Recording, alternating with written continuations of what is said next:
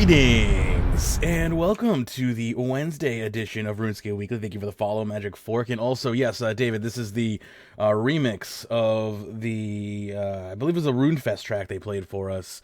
If you want the file, feel free to drop by our Discord, discord.runeweek.com, when we're not live, and I'd be happy to link you to my copy of it if you like it and want it on your computer. It might also be on the RuneScape SoundCloud page, which I think is just soundcloud.com/RuneScape. Not 100% sure about that one. All right, I'm gonna unmute myself in Discord real quickly. We got dxthelb. How you doing, DX?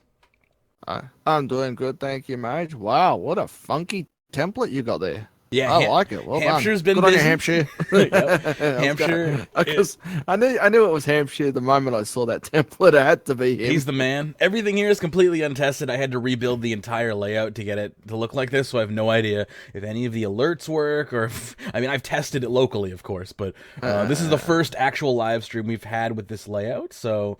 Absolutely beautiful. Yeah, well done, Hampshire. Give yourself a cookie. Really good work on his part. We got Twitch bits enabled now as well. You'll see we have the bit cup right there hanging out.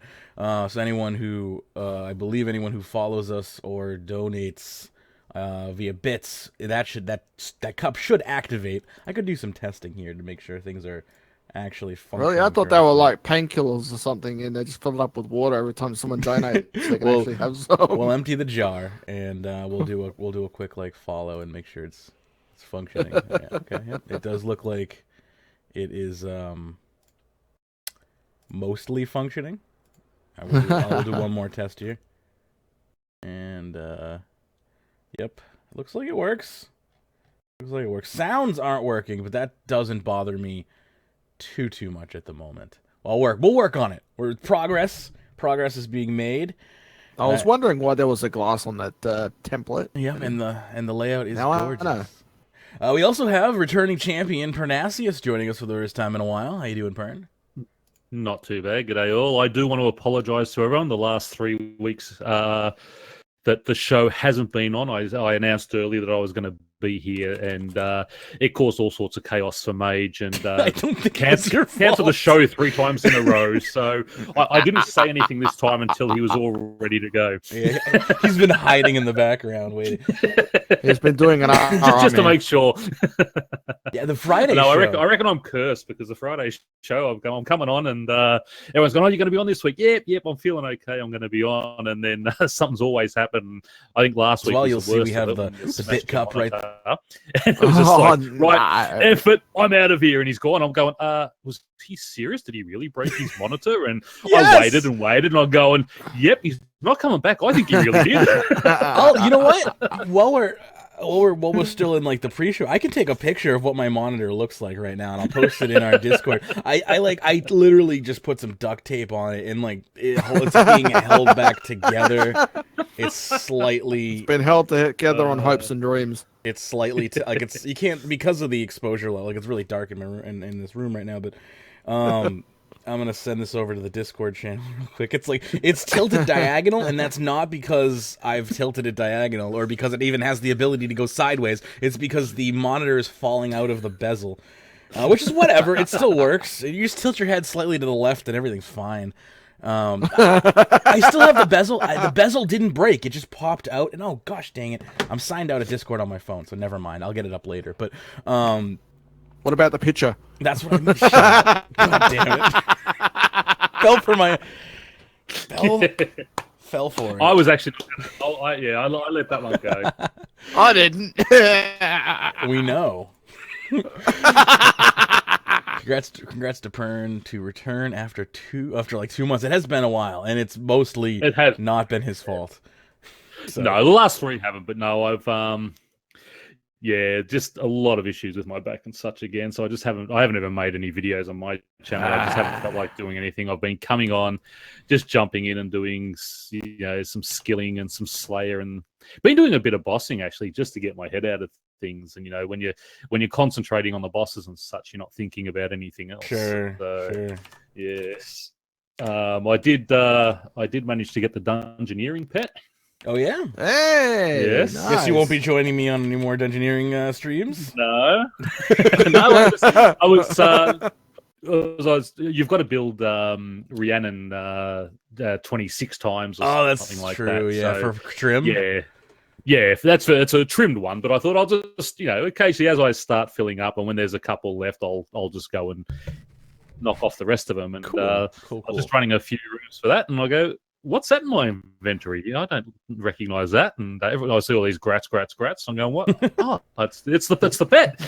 Just wasn't even thinking about the pet. I'm just chasing golden rocks. What does the Dodgering pet look like? Just for reference. I honestly not. I think it's a Garageo. I actually just unlocked it, and I've never actually, I've never pulled it out to, I've never summoned it. So fair enough. It's like you gave me an opening. I just didn't take it. Yeah, I know. I realized. I realized what I was saying. I changed. I'll tell you one thing about me. You give me an opening, and I'll always take it. Oh no! Anyway, let's jump into. Actually, I gotta get I haven't even opened the topics for the show, as that's how prepared I am for this episode. We got a good show lined up for you today, though. We're going to talk about the RuneFest announcement. Obviously, we're going to talk about Menaphos skilling, shifting tombs. We'll touch back on whatchamacallit, because Pern didn't get a chance to give his opinion on it, and he has a differing opinion, which is good for the show at least. So we'll talk about some Shattered Worlds real briefly in the intro of the show here. I'm just going to load up our intro music, and we can access pre-show and actually get into the meat and potatoes. Hang on. All right. Why does it feel like I haven't done a show in 800 years when I did one literally 7 days ago? All right. I'm looking for. We were on Harley stream earlier on in the week. I'm getting spoiled having Harley control all the live stream stuff on the Twitch side. Like now, I'm like, this is hard. All right, is it Epic Intro? I'm pretty sure that's the name of our intro music. Hopefully, my brain is just failing me. Let me double check here. Yeah, it is. Okay, cool. We are going to begin the show. Finally. I am a super pro at this, as you can see here. Date's correct. Everything looks good. All right. Let's do this in 3, 2, 1. You're listening to RuneScape Weekly for 5/12/2017. I'm your host, Magebit, with over 15 years of RuneScape experience. Joining me today is dxthelb and Pernasius. And on today's show, RuneFest 2017 announcement, TLDW for Menaphos skilling, how RuneScape helps with mental illness, Shattered Worlds feedback. Fair title, The Third Age of Jagex. Trying RuneScape for the first time. RuneScape makes good children. That sounds horrible. Never use sign in with services. I can't even finish my intro now. And how to bypass authenticator? Thank you for tuning into this edition of RuneScape Weekly. And enjoy the show. Thank you for tuning in. It's a Friday show, right? RuneScape makes good children. Why did I pick that as the title for that? What is wrong with me? Yes. I'm thinking, geez, what have you been doing while you're AFKing? It's like, this is why I shouldn't be allowed to. Like now, you're already. Don't try and change it now. I'm seeing what you're doing. You're already said. This is why I shouldn't be allowed to make the show notes when I'm not awake. Oh, welcome to the Friday edition of RuneScape Weekly. It's good to be here. You can tell when Pern's back because it's just starts off as a shit fight. Hashtag and a giggle fest. Looks like the new layout works. The new layout is fantastic, Hampshire. I'm switching over to live chat on Discord, by the way, even though it doesn't technically exist anymore on the stream. Still exists in my heart. And yeah, all right, we got quite the lineup. But first, real quick, why don't we quickly ask DX how he's doing? DX, how are you doing? I just noticed there's a giant glaring missing piece of the show notes, so I'm going to try and stall by. Yes, I know exactly what's missing too. Yeah, go for it. Too. I'm doing pretty good. I actually filmed another episode of me doing clue scrolls and stuff like that, but unfortunately, I didn't have enough time to edit it and put it online because of this show coming up. So when this show's over, I'll be editing that one and trying to get that one online. Also, during the week, you always have to pay attention to what you're doing with your computers and stuff like that. I nearly screwed up big time earlier on in the week. I told you about this one earlier on in the week. I clicked a wrong program, and all of a sudden I had a worm on my damn computer, so I had to clear that up, and that took ages. So, So, why were you what were you downloading? Yeah. well, you'll be happy to know it wasn't porn. I don't know. I'll believe you though. Nah. Yeah, I don't. Have you got the old I'm not a virgin? I don't have my sound. Believe you me. The first thing that I wanted to play. Oh, I'm not a virgin. There we go. I'm not a virgin. Anyway, I want to read a comment real quick from the chat just because I like it. It's sad, and I wouldn't say it's sad, but he says, it's sad that I don't remember when or how I found the show, but damn, I'm glad I did really enjoy it. You know, that's just, eventually you've been listening to RuneScape Weekly so long that you just forget how or when you stumbled upon the show. It's just a natural the mental occurrence. breakdown begins like 5 minutes into the show. Right. I mean, I can't believe we're coming up on, we're basically coming up on 8 years at the end of this month, which is ridiculous. I can't believe that I've been doing this show for 8 years and still not at JMod. No, I'm just kidding. Anyway, we got so Pern, how are you doing?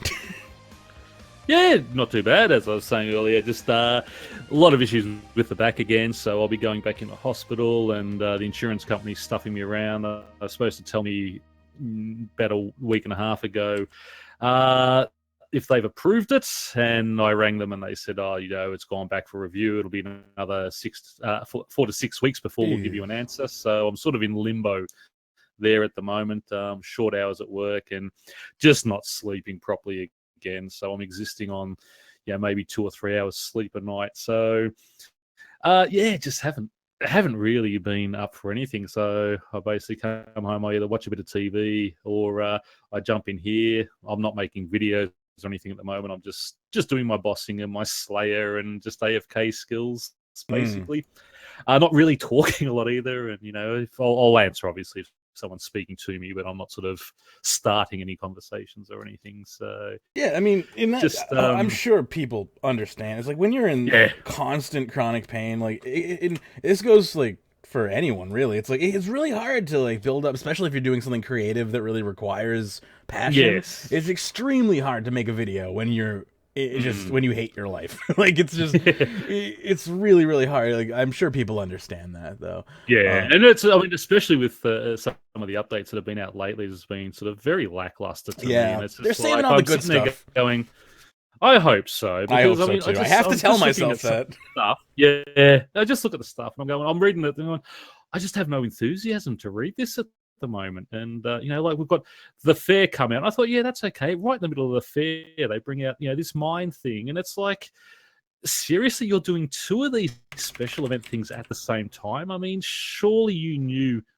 a while ago you were going to be doing this mental health support. Why would you time the fair right? Classic around Jagex problem, like though, right? that.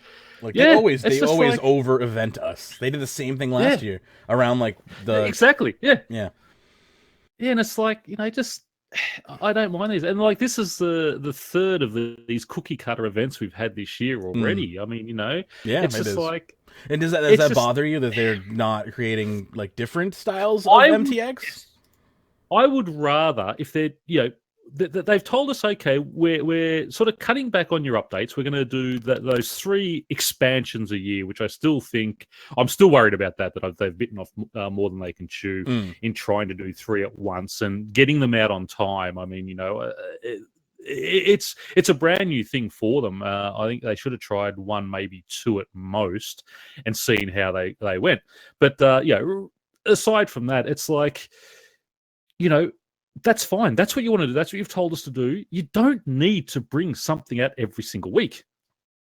I'd rather not see an update or just see a few patches rather than trying to force something out every week, which is exactly the same, and just sort of. Well, it seems like it seems like their original like schedule of trying to push out updates every week the spirit of it has been kept alive, but the original soul of it seems to be dead, because these weekly updates tend to be mostly just, as you're saying, cookie cutter cash grabs for the most part, instead of actual meaningful content. And I almost feel like we have to shift our attention almost away from what they're releasing in game and stop trying to play it like it's weekly content anymore, because a lot of the times it really it isn't. It's soulless content put there to try and gain. I mean, like the fair really feels like it's just there to try and grab money from you. And I mean, whatever. Actually, the fair I don't mind because it's pretty quick. Those happy hours are really good, and you will actually be able to unlock everything.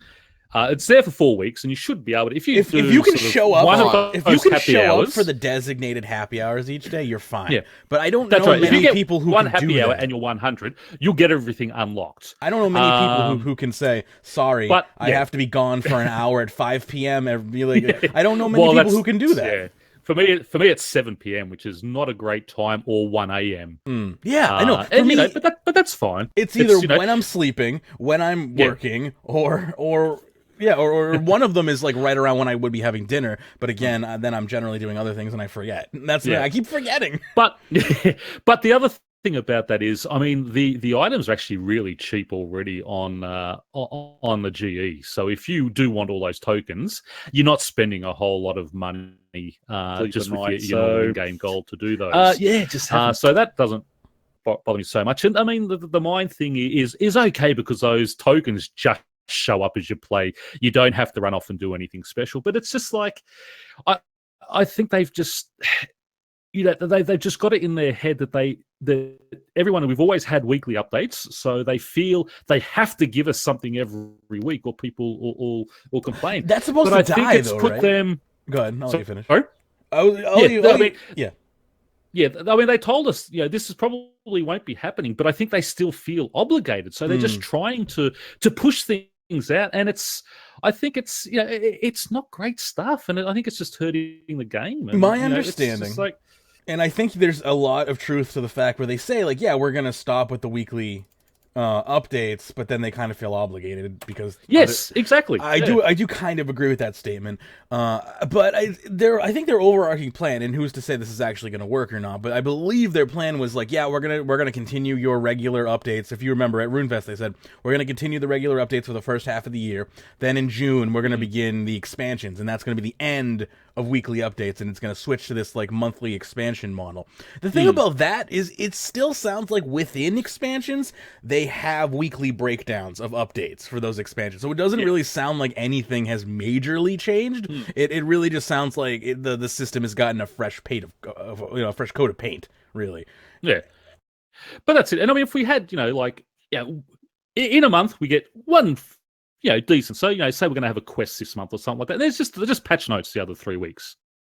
And, if there's something there that one of the mods has done in their sort of their tap project they want to get out, great. But don't feel obligated every week that you have to have something there to push out. And, as I said, patch weeks should not be this stigma that there is against like patch weeks. No, I like patch weeks because they do fix up a lot of issues, and they actually bring in some nice things when they do their patch weeks. That's something it's just quality of life stuff. But that's exactly what we want. Quality of life is fantastic. You fix up all those little issues that annoy people. That's much better than forcing out a cookie cutter event that we've done 20 times in the last 2 years. The one thing I'll say about it's 3 times this year already, and we're 5 months in. The one thing I'll say about cookie cutter events, if they're MTX events, I don't mind because I'm familiar with them, and I know then I'll know how to complete them quicker, and I don't have to learn them, thus wasting my time and wasting my resources. But yeah, actual game updates should not be cookie cutter for sure. No, and I don't think they've done a horrible. Go ahead. Don't you think they should maybe have 3 or 4 different types and rotate through them? Don't just give us the same thing. Collect 1,000 tokens. Go and see this guy. They have been doing the token one a lot. That's just like they have been doing the token one. I think the reason why they're doing it so much is because it's safe. They know it works. They know it doesn't piss many people off. They know it's probably the easiest one for everyone to grasp without complaints. But it gets boring after a while for sure. Like the fact that we've been doing the token gathering events over and over and over again does get stale, but at the very least, the one good thing I can say about it is it's not interrupting my current training methods. Like I can do whatever I want. And that is a good thing about it, is that they just appear. You don't have to run off and do something special to get them. I think they always have 2 skills where you'll get them a bit faster. But I mean, if you do combat in Slayer, I generally complete it within a task of Slayer. any of a whole those lot, Death so- Lotus style cards that when those events come up, I never do them. I don't care how good the rewards are. I never do them because it stops me from doing. I enjoy those. I think a lot of people do, and that's totally cool. Yeah. It's not, but it interrupts my play style. Good. Yeah, but if they did it more than 2 times or 3 times a year, Yeah, I I'm won't totally enjoy fine with it but happening I'll 2 stop doing it. Yeah, I'm totally fine with that happening 2 times a year. If they were doing it once every month, Once a month, I'd be getting pissed see you off. later. Hey, God Seance, how you doing? Yeah, I'd be getting pretty pissed off if I had to do a freaking Death Lotus training card every freaking month.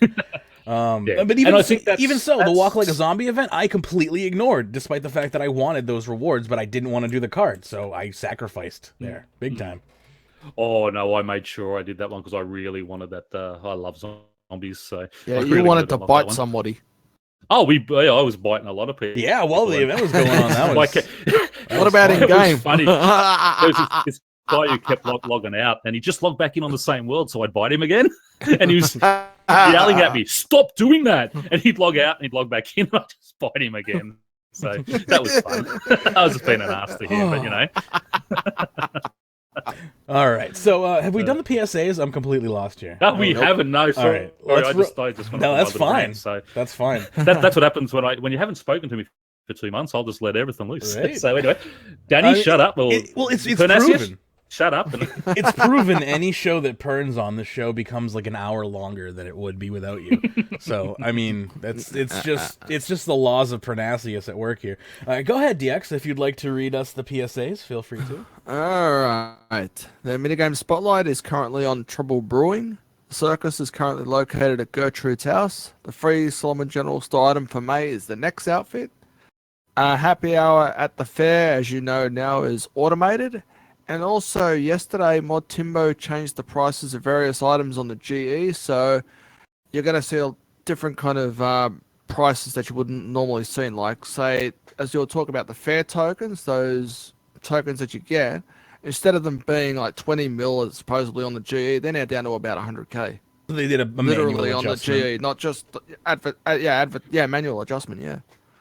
Yeah, that happens every so often. It's rare to see the JMods manually adjust GE prices, but for things like the fair where they're short-lived and they're going to be removed from the game within a couple of months, you don't want them to have those inflated, outrageous prices that people won't know they won't know what to purchase them at, basically, and people will get stuck with a lot of dead offers. So I appreciate Timbo going in and doing that and bringing it. Also cuts down on scamming too, because people won't be like, "Oh, this is a 30 million token," and then trick someone into buying it trade to trade for 30 million. Removes that as well. Now I'm stuck with various treasure trail items I can't sell. And I'm not at the level to make the hang on to them. Chemical Onyx yet. You'll be happy when you are. That's right. Just break them down yourself and have the fortunate components there ready to go. Yeah. Or if you want, give them to me. I'll break them down and make you one. Yeah, same deal. Really? For real, yeah. If you want a Lug of the Dwarves and you have enough of the components to break down, just give them to a trustworthy friend and they can make the ring for you. For sure. I've got news for you, Pern. I actually do have enough in my treasure box to actually... Oh, how many do you need? 50, don't you? You need 50 and you need an Onyx. Okay, well, I've got 50. I've got 50 actually in my treasure box alone. Okay, well, see me after the show and I'll make it for you. I won't be seeing you after the show. I'll be counting sheep. Next time we're on at the same time, just meet me and I'll break them down and make it for you.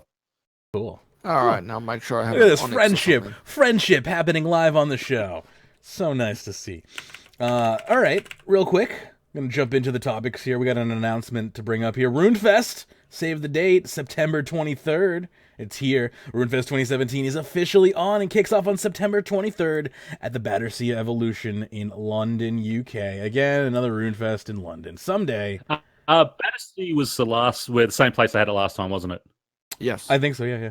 Pretty sure. Yeah, I'm pretty sure it was Battersea last time too. Yeah, it was. They changed from Tobacco Dock to Battersea, I believe, last year. Yeah, and it looked amazing. Like it was really a really good event. We watched it live. It was cool. I think it was a bigger area, but it looked emptier because obviously it was a bigger venue, but and they didn't have as many people because again, same thing this year. You will not be able to use in-game bonds for it. In-game transactions, which again. Yes. That was gonna be my only way of ever attending RuneFest, by the way. It was like because you could even buy the plane ticket with in-game wealth, and I think I actually like have enough in-game wealth to actually do that now. I'd be completely and utterly broke, but I did feel bad for that guy who had 300 odd bonds that he'd bought to do that, and that and is then had just to dump them all. that is just depressing. Yeah, I mean, glad it's not me, but still feel bad. Anyway, RuneFest. It's nice they've given us a 4-month window. Yes, A 4-month notice. I think you'll see more people there this year because they have actually given a decent notice. Last time, I think they gave people 6 weeks. Yeah, about 2 months, I think. Yeah, not very long. It wasn't long enough, yeah. And I'll say it again, I say it every year, we've never gotten anyone who wants to do it, but if you are attending RuneFest and you want to be our eyes on the floor and you want to do some reporting, possibly hunting down some J-mods and asking them some questions for us, or just whatever, let me know. We can get you hooked up and everything. I'll get you a RuneScape Weekly t-shirt and everything to wear to the event, so you can be all official. So again, contact me if you have a ticket and are actually going. You will need to prove that you have a ticket and all that stuff. Actually, what we should do is... Even before it's a scam, to get you to send me your ticket. We should reach out to Mod Balance or one of the mods again and see if they want to come on and promote the show on the podcast. Yeah, we could. Mod Balance was supposed to come on. I know how to get a J-mod's attention for RuneFest. Like, just get demodded. Hold like a Gobi hostage or something. Surely he'll come on.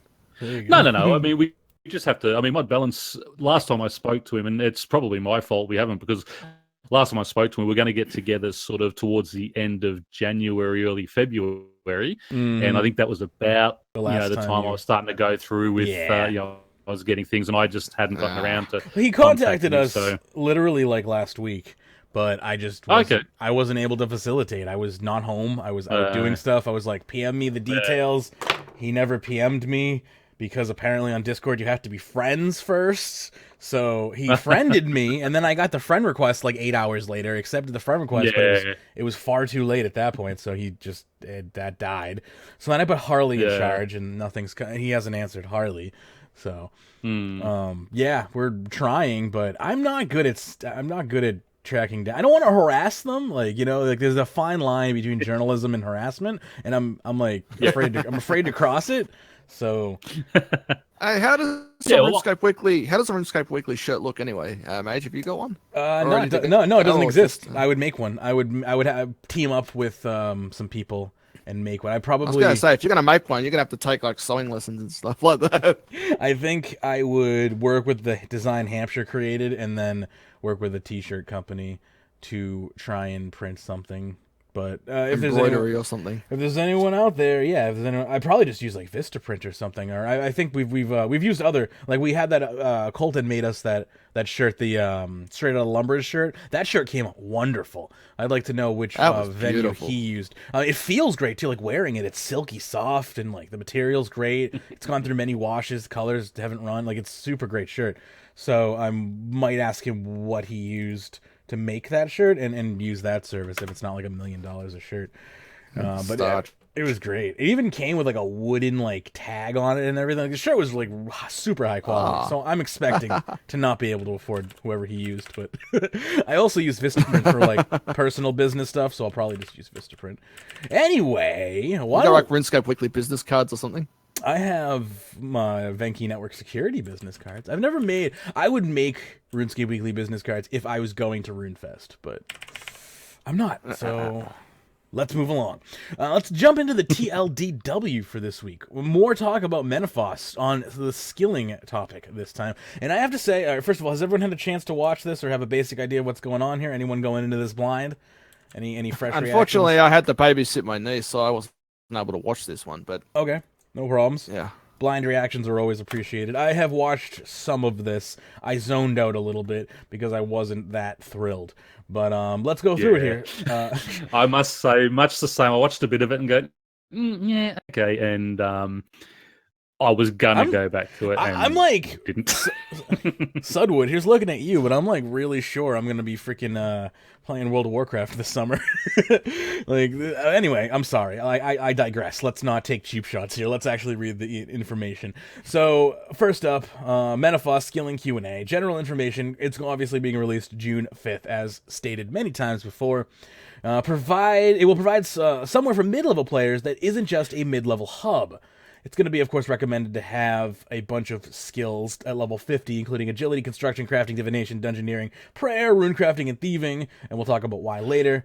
I just want to jump in there one sec. Yeah. I mean, they've given us a hard release date of June 5th. Sure. And again, I mean, hopefully they've had a lot of testing done. I hope it's ready to go now, and they've just been testing it, because yeah, I don't want them sitting there and a week before they've got shit. We've got 1 week to get this done, and they're all of a sudden rushing things out, and that's where things get missed, the mistakes made, and really detracts from the content.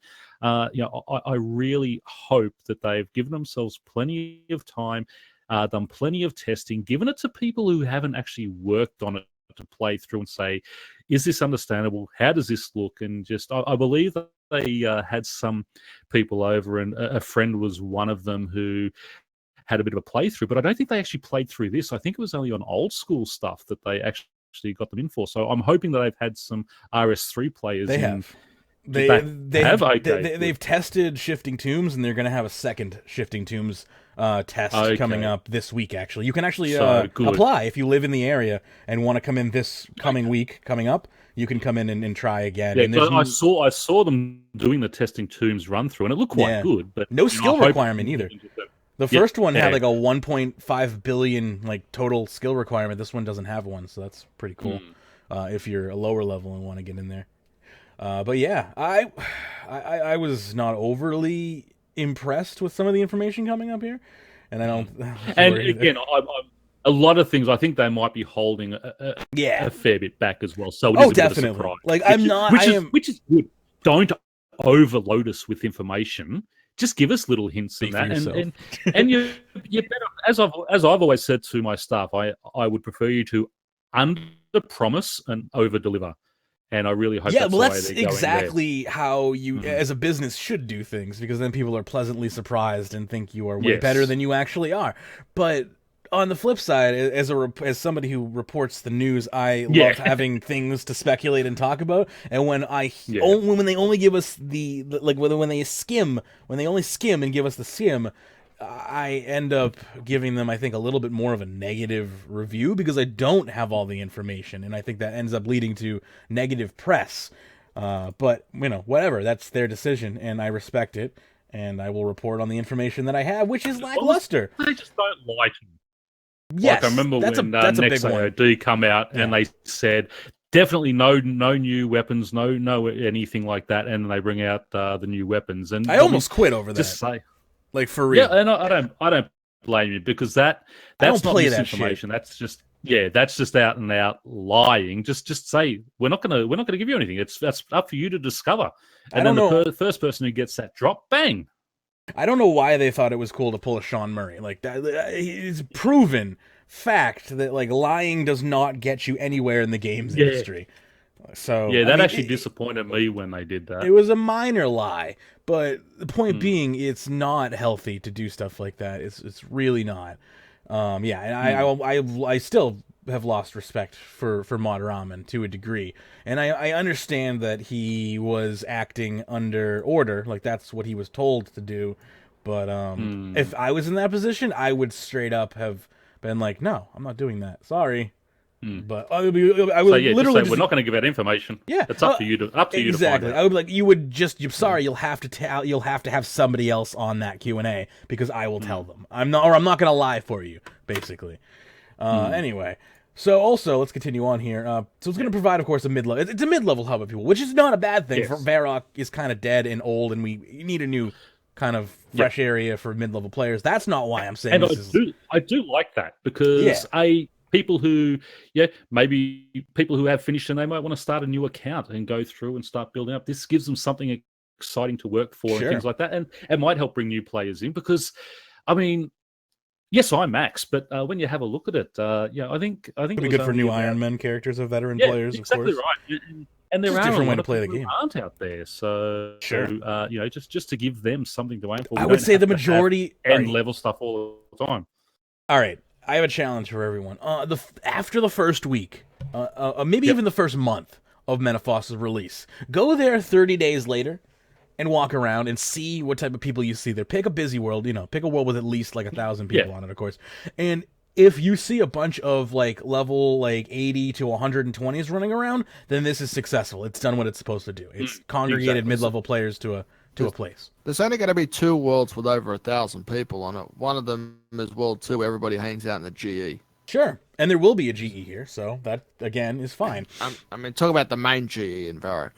Again, who knows? That could change with this new GE. You don't know that. Nobody knows that.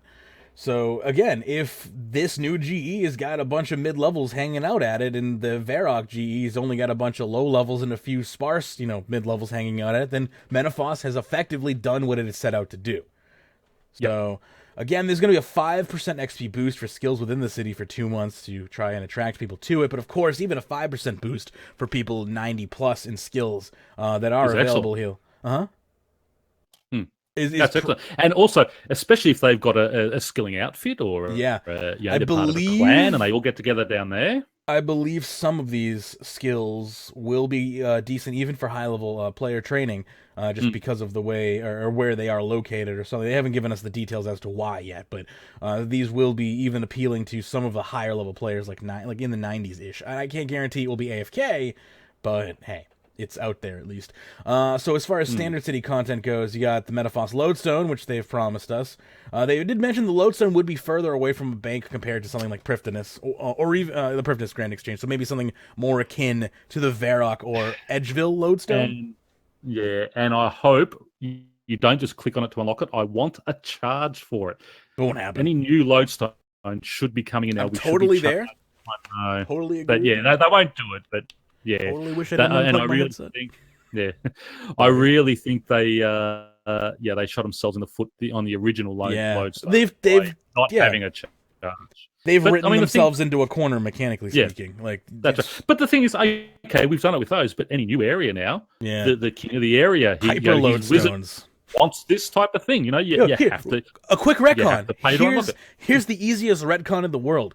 The Wizards Guild in Yanil controls the magic of the Lodestones, and these Lodestones, such as the one down in Menaphos, is just too far. It's just that they can't reach it with their magic, so it requires extra like input from you to boost the signal so they can reach it, thus requiring some sort of magical charge to keep it going. Bam, there you go, retcon, easy. Now it has a charge cost, but the one's closer to the Wizards, the Wizards Guild doesn't. Bam, problem solved, easy. Yep, great, perfect, exactly what we type of thing we want. But so it says here, banks, general stores, water sources, altars, summoning obelisks, all are things that may be available, but some might be unlocked through quests, which I think is great. Yes, excellent. That's what you want. Quests, they're great rewards for quests, unlocks. Stop XP dropping. Give us proper unlocks that we can use things on, and that's perfect. Yeah, I really hopefully they do stick to that. I really like the idea of the city being open to everyone, but the more you delve into the city, the more access you get after you kind of unfold its storyline and start to get to know like who the who's who and whatnot. Like I really like that. Yep. And I'm really glad to see that they're kind of going down that road. It's no surprise. They've kind of said that that's the way that they were going from the beginning, but I'm glad to see that didn't get kind of warped. They stick to it. Yeah, exactly. Stuff changes, and I'm glad to see that because the PVMers don't want to do quests and jump up exactly. and down. So, bend me over and, tell me what you want, as they always do. There's a soundbite for you right there. Yeah, no, that's why I was cringing right there. So we got under City Quest, it says here, there's going to be a new way of delivering quests and stories to players. Menaphos citizens will occasionally ask for help every once in a while. This is starting to sound like World of Warcraft fetch questing, and I'm not happy about it. For me, it kind of sounds like, citizens will occasionally ask you for help. It kind of reminds me of the of those, when you do the agility course, there's one of those guys again who call you once in a while. Yeah, Talent Scout, that's it. Yeah, Talent Scout. Yeah. Yeah, it kind of reminds me of that. Each quest will be randomly generated to provide XP rewards as you complete them. Yeah, it kind of does. So you'll be given, an occasional NPC who will ask you to do something for him. They're not dailies, and some may be voice acted. That's an odd piece of information to throw in there. Oh, please let that happen. That is odd. I mean, they're not dailies. That makes sense. Mm-hmm. The problem with some may be voice acted, you either do them all or you don't do any. Right? Yes. It is a little weird. Yeah. I mean, I love the voice acted quest, don't get me wrong, but I think it's sort of, okay, I'll get this voice acted, great, and then the next 2 in a row were like, not. And it's like, oh, hang on.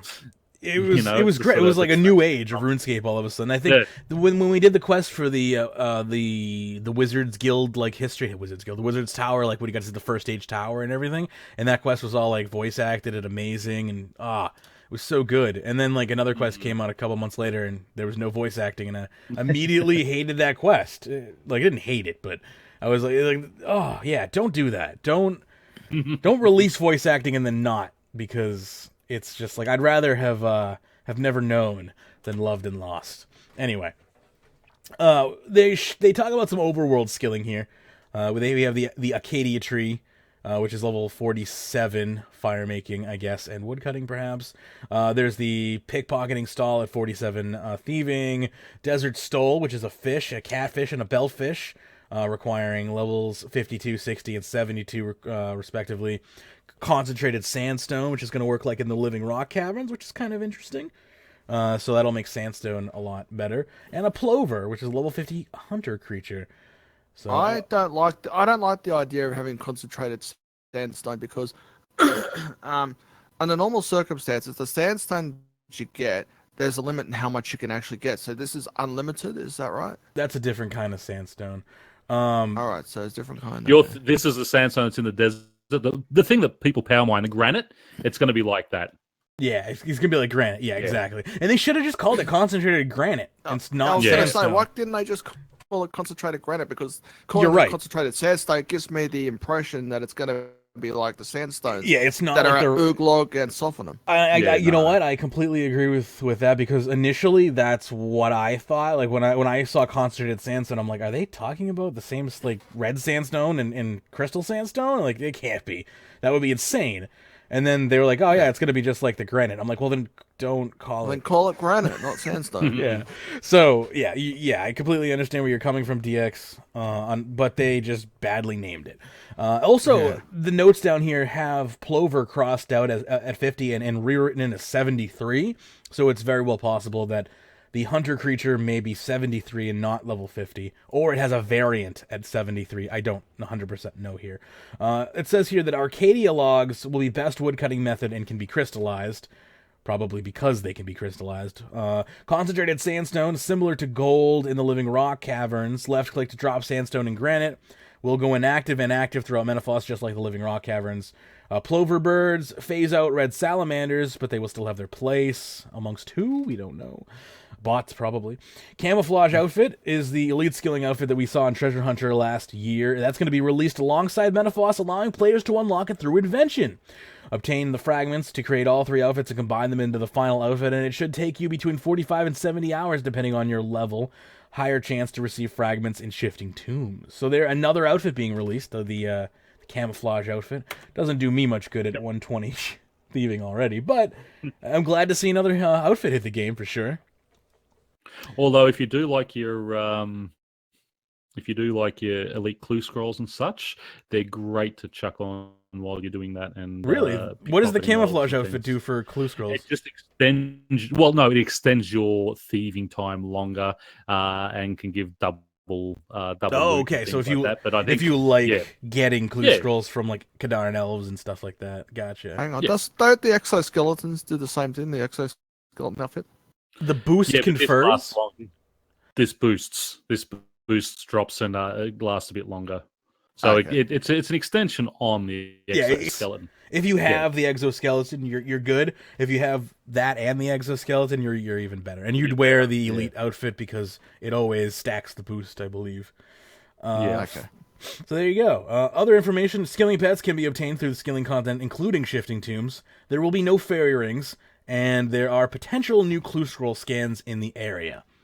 So that is the basic overview of Menaphos. Yeah, anytime new clue scroll stuff. I'm pretty sure we're gonna see a clue scroll like rework this summer at some point. So I think we have to wait till I think they've already announced that it's going to be bumped until at least August or October or something. One of those. Fair two. enough. I can't remember which one. I'll say this year then. I'm looking forward to it, certainly. I'm thinking that I'm actually, and I don't know if this is necessary, but I might save my Triskelion keys and like just wait until the clue scroll rework. However, if the clue scroll rework doesn't affect elite clues, that will have been a giant waste of time.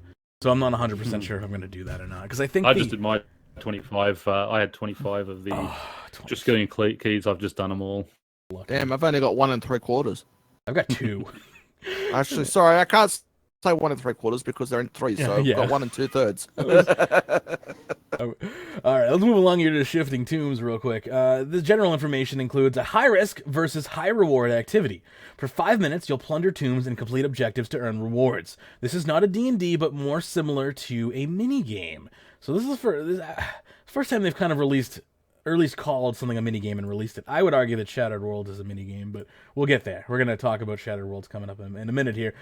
So the description basically says, big sprawling place under Menaphos leading all the way to the underworld. There are other routes to the underworld outside of shifting tombs as well. A Magebit is decimating the tombs in search of something and has corrupted the environment. The player is provided with an aura allowing them to survive for 5 minutes within the tomb. To get started, you select up to 2 skills by activating their respective statues. Go in as a solo player or go in as a group with up to 5 total players. Dungeoneering. You can use local matchmaking or create a random group of players in the area. The grouping system from your own team using the grouping system interface. And Iron Man. How great that interface! It's like why make us use the grouping interface? Iron Man accessibility is still being decided, but I believe that was updated today, and I believe they decided that Iron Man will have full access to the solo version of Shifting Tombs. Yeah. So full access, including the 5%. You just can't play with your friends. Skills. Yes. So Iron Man can't go in with other Iron Men like they can. I'm not 100% sure about that. Didn't want to say one way or another specifically if they could go in with other Iron Men. I just know they can't go in with other players, normal players, normies. Yeah. But they might be able to go in with other Iron. It would make sense in my mind for them to be able to go in with other Iron Men. But hey, there's still then the potentiality of boosting. But then again, the same can be said for Dungeoneering, and I think there's more checks in place with Shifting Tombs as far as leeching than there is for Dungeoneering. There are like personal goals that you need to achieve in Shifting Tombs, from my understanding. Yes. Otherwise, so you can't leech. I found that very interesting. I'm glad I was saying that. So that they've tried to, they've looked at how people boost and scam other things, and how they grief other people as well, and they've really looked like they've put some good checks and blocks in. People will still find ways around it, but I think it's going to be a lot harder. And they're never going to stop it completely. Unfortunately, you're always going to have people who are going to work things out to get around these. But at least they've looked at it, and they've put some good checks and blocks in there to try and stop that. They've looked at it properly this time, we think. Thieves in the chat with good information as always. Camo is also nice for the free teleports to red sandstone rock outside Softenham. So there you go.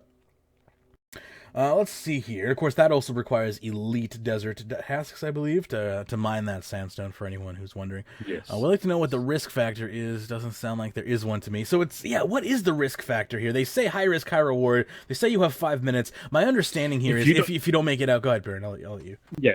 If you don't get out in time, you only get a fraction of the XP. If you don't complete, so say you get in there, you do 60% of it, and you get out, you'll get 60% of the reward. Yeah. But if you go in there and you try and get everything, but you don't make it out, you've basically screwed yourself. Yeah, you get like condolences. You get 10%. Yeah. So you basically can waste a lot of your time. So time equals money, in my opinion. So if you're wasting my time, you're wasting my money. Yep. So I think that's that's what I like. Go ahead. That's the other thing I like. When you go in there, you can choose GP reward or XP reward as well. So you can actually make money out of this, but you'll get no XP. Yes. And that, I think, is one thing that skilling has been missing, is a good GP. I'll be honest, maker for that. So, and as I said before, you're thinking, geez, I need a couple of 100K. I can go and run 5 minutes down here, just take the GP reward. I've made 200K if I do it properly. In 5 minutes. If you do enough of those, I mean, that's a fair amount of money an actual skiller can make. So, yeah, I mean, that's fantastic. I mean, I'll be honest with you, Shattered Worlds. Shifting Tombs, and I mean they're based off the same technology. Let's be honest, but Shifting Worlds, as Shawnee called it. Shifting Worlds. It's gonna call it Shattered Tombs in a second. Sharded Worlds. Sharded Worlds. I've been saving that one literally since release. I just haven't had a time to say it. I was gonna call my stream when I was gonna do Shattered Worlds stream. I was gonna call it Sharded Worlds. It starts in the morning. I was hoping to catch a start. Yeah, when did we start, Patrick? We started about an hour ago. 45 minutes ago. Yeah, about an hour ago. So you're not too late. We got at least another hour here to go. And we haven't touched on like any of the topics yet. Anything else? Yeah, we're still on the first topic, and it's an hour into the show. So, or roughly. Hashtag blame Perm. Hey, it's fine with me. Let's talk about the better tombs. Than hashtag blame DX. Let's talk about the primary skills first, and then the tombs themselves. So, real quick, primary skills are construction, thieving, agility, and dungeoneering, and the secondary skills are crafting, rune crafting, prayer, and divination. And I believe you have to set one of each, and one is, and they're dependent upon different things in the tomb. For instance, no, you can set one of each, but you can not choose either of them and take the GP. Oh, okay, you could take GP instead. Yeah. Gotcha. So I would, again, if I'm doing this, dungeoneering as the primary and, like crafting or prayer as the secondary that's amazing. Especially if these XP hours are good, if I'm good. So the tombs have 3 primary objectives: open sarcophaguses, which are puzzles, open treasure chests for loot, and cleanse corruption, which is XP for GP, depending on what you're doing. If you want XP, it's XP. If you want GP, it's GP. You can mine crystals, smash urns and jars, etc. So you're just, destroying all the corrupted stuff, basically. Complete as many objectives as possible within the 5 minutes and escape. Individual and group target objectives are implemented to help prevent boosting and griefing as much as possible. One player may unlock a chest, and another player can loot it. So, for instance, if you go with somebody who's lower level than you and they can't open something, you can open it for them and let them loot it if you want. Or if they're unlocking it and you're spam clicking it, you can steal the loot from out from under them. Yeah, right? They say minimize griefing. Just let them look and just right? spam click. Yeah. So let's see here. What are the rewards? Primary skill XP awarded if you escape successfully. So you only get that sweet dungeoneering XP is what I'm hearing, is if you make it out. Okay. Secondary XP is awarded through urns and content within the tomb. So you basically get to keep secondary XP. It's XP you've gotten while you're there. If no skills are selected, GP will be awarded respective to category of skill no selected. That is... Alright. That is not a sentence. If no skills are selected, GP will be awarded respective to category of skill no selected. Nice try on Rubik. Skill not selected, I think. I think so too. No primary skill, gold is awarded if you escape successfully. No secondary skill, gold is awarded through urns and content within the tomb. That is so cool. I love this idea. Like shattered tombs. Mm-hmm. And it goes straight to your money pouch too. So just where I like it. Mainline it. Variety of items can be obtained within the tombs as well. Whatever that means. So apparently there are actual drops there as well. I don't know what to make of that. I believe so. They didn't really mention much about that. They just sort of said there'll be items dropped in there, and that was basically all they said. So let's talk XP rates real quick. Primary skill XP is scaled based on the percentage of the objectives completed, which I think makes total sense. You get whatever XP percentage of how much you did. Levels 55 to 50, 50 55, 70 75, 90 to 95 are the level bands where the XP rates are really good or the best. So once you're out of the 95 range, that's what concerns me, is like, it's no longer the best XP anymore. Which I not get. The best XP. But what if jump in there again, the 50 to 55, they said that's going to be your best XP, but between 55 and 70 it sort of plateaus, and then you'll get better XP in other areas. Gotcha. But again, they're looking at a 5-minute run, but if you can run them in 3.5 minutes, so you're going to get an extra 2 or 3 tombs in an hour, then you're going to be boosting My that XP drop, concern, because my they are looking concern at full 5 minutes. is for Dungeoneering. It's like you cap out the band caps out at 90 to 95, but Dungeoneering goes to 120. So 120. 96 to 120 best XP rates are in Daemonheim is what I'm hearing. And it doesn't mean I'm not going Best to do it. XPs are still sinkholes. Yeah, right. Well, that's exactly. It doesn't mean I'm not going to not do this minigame, because then I still get secondary XP or GP, which I definitely don't get. I mean, you get secondary XP in Daemonheim, but it doesn't add up to the same amount as what this sounds like it could add up. And it's a lot more concentrated, obviously, as you're picking a singular skill, and Dungeoneering just throws little skilling nodes at you here and there. So, I mean, overall, this is just, in my opinion, it sounds way more enjoyable than Dungeoneering. The fact that they're using the Uncharted Isles random generation system opposed to the block-like Dungeoneering system is going to add, I think, immersion and replayability value as far as much more enjoyable to look at environments. Like, this just is basically Dungeoneering 2.0 as far as I'm concerned, and it's Dungeoneering done correctly. It looks like it, yes. It looks like an actual fun way of Dungeoneering. It does. I mean, if Dungeoneering was Sounds fun, like a mix of Dungeoneering. It sounds like a mix of Dungeoneering and stealing creation. it kind of does, and I'm okay with that. Like, I like that idea. Like, I love stealing creation, and that's an interesting point you bring up there. I didn't even really make that connection, but you're right. It does have a little bit of a stealing creation feel. It has a little bit of a pyramid plunder feel.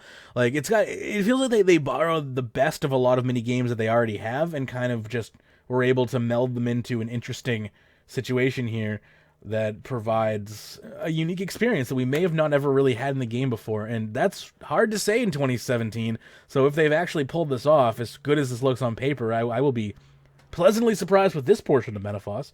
I mean, this is what's keeping me, like, excited about June 5th right now. That's really all. Like, everything else is like, I'm maxed, I'm, like, half comped, I have many 120s. None of this, it really appeals to me, obviously, because it's not meant for me. So, whatever. But, Shifting Tombs is really, really holding my attention because of the potentiality here. And that's all I really got to say about it for now. We'll obviously touch base on it. Yeah, go for it. I think that's a very important thing to bring up to everyone. If you are a max player, yes, there's going to be some good stuff down here for you to play and such, but this content isn't really aimed at you. Prifdiness is what's aimed at you. This is aimed at the mid-level player to help them get higher, to help them get to their 99s and things like that. And yes, there's going to be some fun little mini games with the shifting tombs and things like that. But the overall XP earn is aimed at that mid-level player, not at the maxed player. Yeah, definitely, and that's totally fine. You just have to be cognizant of that. If you go into this being, that's right. If you're maxed and you go into this being selfish, blind, yeah. Well, just blind and just being like. Because you may be just not wanting to know what the update is. But yeah, if you go in with an attitude of like, there's nothing here for me, then, I understand where you're coming from, but on the flip side, that's also really selfish. Like, there's over 1 million active players in this game, and just because it doesn't meet your playstyle doesn't mean that it doesn't have value for the game. And Shifting Tombs, yo! Just be excited if you're comped, just be excited for Shifting Tombs. Because that looks pretty sweet. Exactly, yes. Anyway, and if you're a skiller, like, this is a potential new method of making money for skillers. We don't know yet. And the other thing also, it's a potential moneymaker for actual Dungeoneering. Because the secondary skill, don't check anything as you're looting the sarcophagus and things, the urns and things. You're actually going to be making GP out of that. So can you imagine? This is like, finally how I get Dungeoneering done is because there's a cash incentive. This is very true. Well, but that's something a lot of people do feel that way. And I mean, they want to make money, but they don't want to have to go out and boss and things like that. This is a perfect thing for them. Yeah, I mean, this is starting more and more to sound like a perfect thing for people like myself who just absolutely cannot stand Dungeoneering for whatever reason. I do feel as though I may struggle with the puzzles in this game, but it really depends. If these puzzles are randomly generated, that might cause an issue. Alt 1 might actually pick up on them pretty quick. You never know. Yeah. Looking at the way they were doing the puzzles, jumping on the tiles and things, I mean, they look fairly simple. My main issue is going to be the game tick. Right. How is it going to work with the game tick? Yeah. It's going to be the crystal obelisk room all over again, where you have to step on the thing to get them all to line up on, like, into the main obelisk. I hate that room. And it's so easy, but it's not. It is very easy, but no, because and especially if you've got Australian internet, you click and then all of a sudden, 3 seconds later, your character steps off, and then you go to do it again, and he steps off immediately because your internet's up and down. It's just like really frustrating. XP engineer No, if it was Australia, you click 3 seconds later, you disconnect. Yeah. 3 seconds later, you're rebooting your 56K modem. XP engineer says, "I'm excited for all of the quests. Hell yeah! Like this is the quest potential of Menaphos is huge. I gotta do a Do No Evil stream before June 5th. That just sunk in." Speaking of quests, whatever happened to our Evil Dave quest? That that's all the artwork and all that stuff that's about coming, last isn't year. it? Isn't that coming this? Well, I hope so. I hope that's fall? coming with the Menaphos because it's like I think it's. they've actually announced. Okay, I haven't really kept up on any news the last 2 months. I mean, the only reason why I say what I said is because they haven't really brought it up since RuneFest, and I think they had all that great artwork. I've still got it as my screensaver on my computer. The Evil Dave with his arm, and the Zamorak, and the Zamorak with the selfie, the grumpy cat face. He's taking the selfie of Zammy. Yeah, it's pretty great. I mean, I really hope that quest still comes out, and I don't know why it wouldn't, but I don't know if it was. I think loosely based on Mod Raven, isn't it? I think so. I think Evil Dave is loosely based. Can't wait to do some quests. Yeah, this is gonna be great.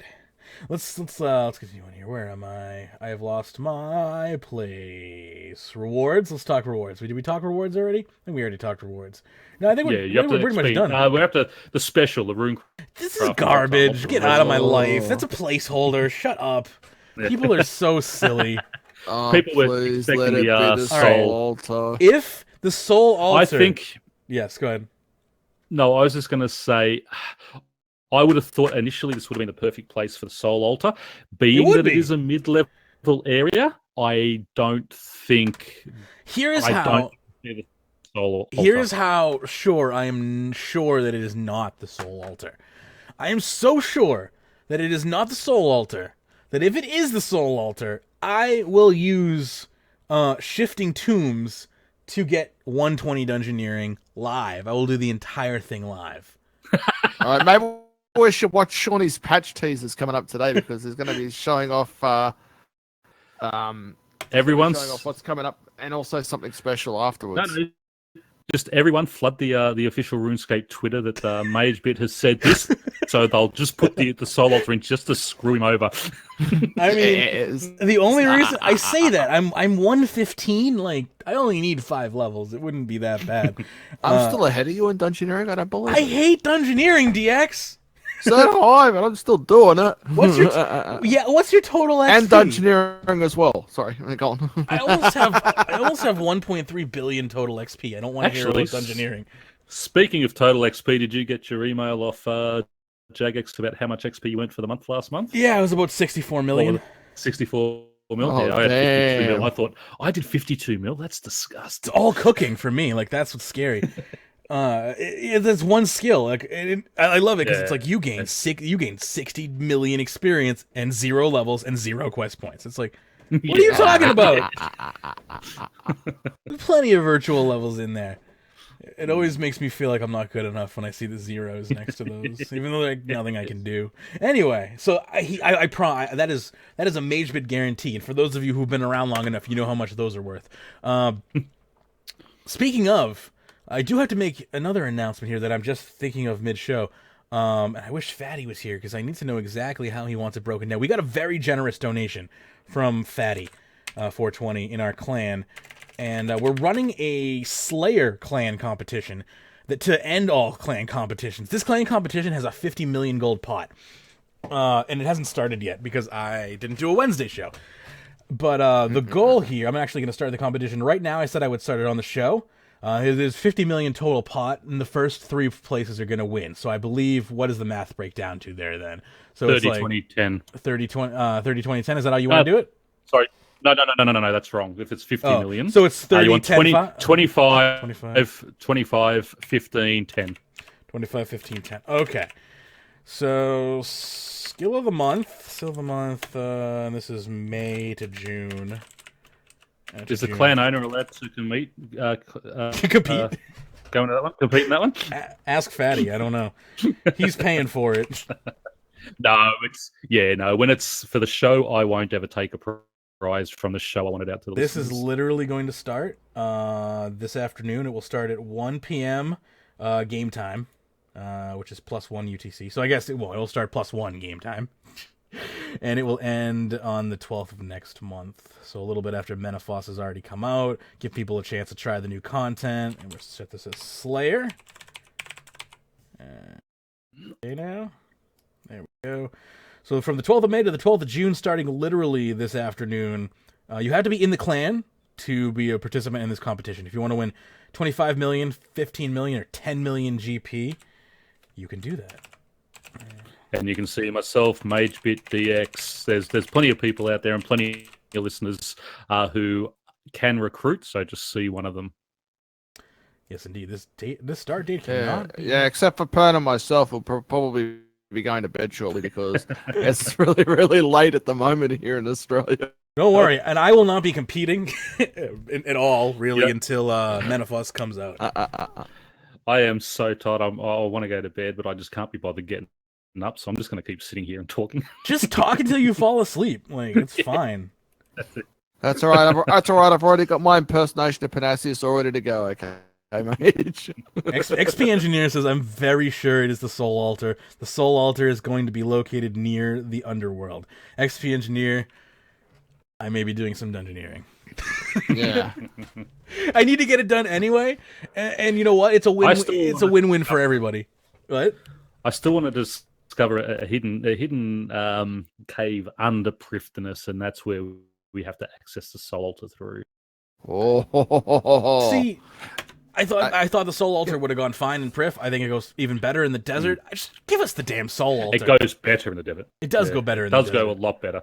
I mean, if it is, and hopefully it is. I mean, but I want it locked behind, high level quests. Yeah. Oh hell yeah. So that I mean, the Death Altar was locked behind. Here's a caveat. The Blood Altar was locked behind high-level quests, so this has to be as well. I have to put a caveat on my previous statement.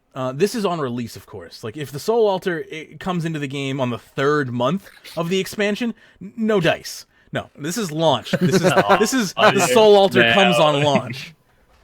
Don't change it now, mate. I'm just setting some ground rules here because I realize this is a 3-month-long project here. Like this comes in 3 batches. They said they were done with batches, so they actually added more batches. Yeah. Isn't that funny? Right. So, they're like, so basically it means that you'll never ever see the completion of Menaphos. Very true. But for real, they're like, batches are bad. Like batches don't work. So we're sick of releasing things in 2 batches. So instead, we're going to release things in 3 batches. Like what? 3 batches. I don't want to. What? That's not a batch anymore. It's an expansion. Yes, a cluster. I'm sorry, you're right. There's the batch, and then inside the batch there are clusters, and then inside the clusters there are flakes and oats, and then you add some milk, and it becomes a delicious failed update. We call it dead content by post. I would call that breakfast.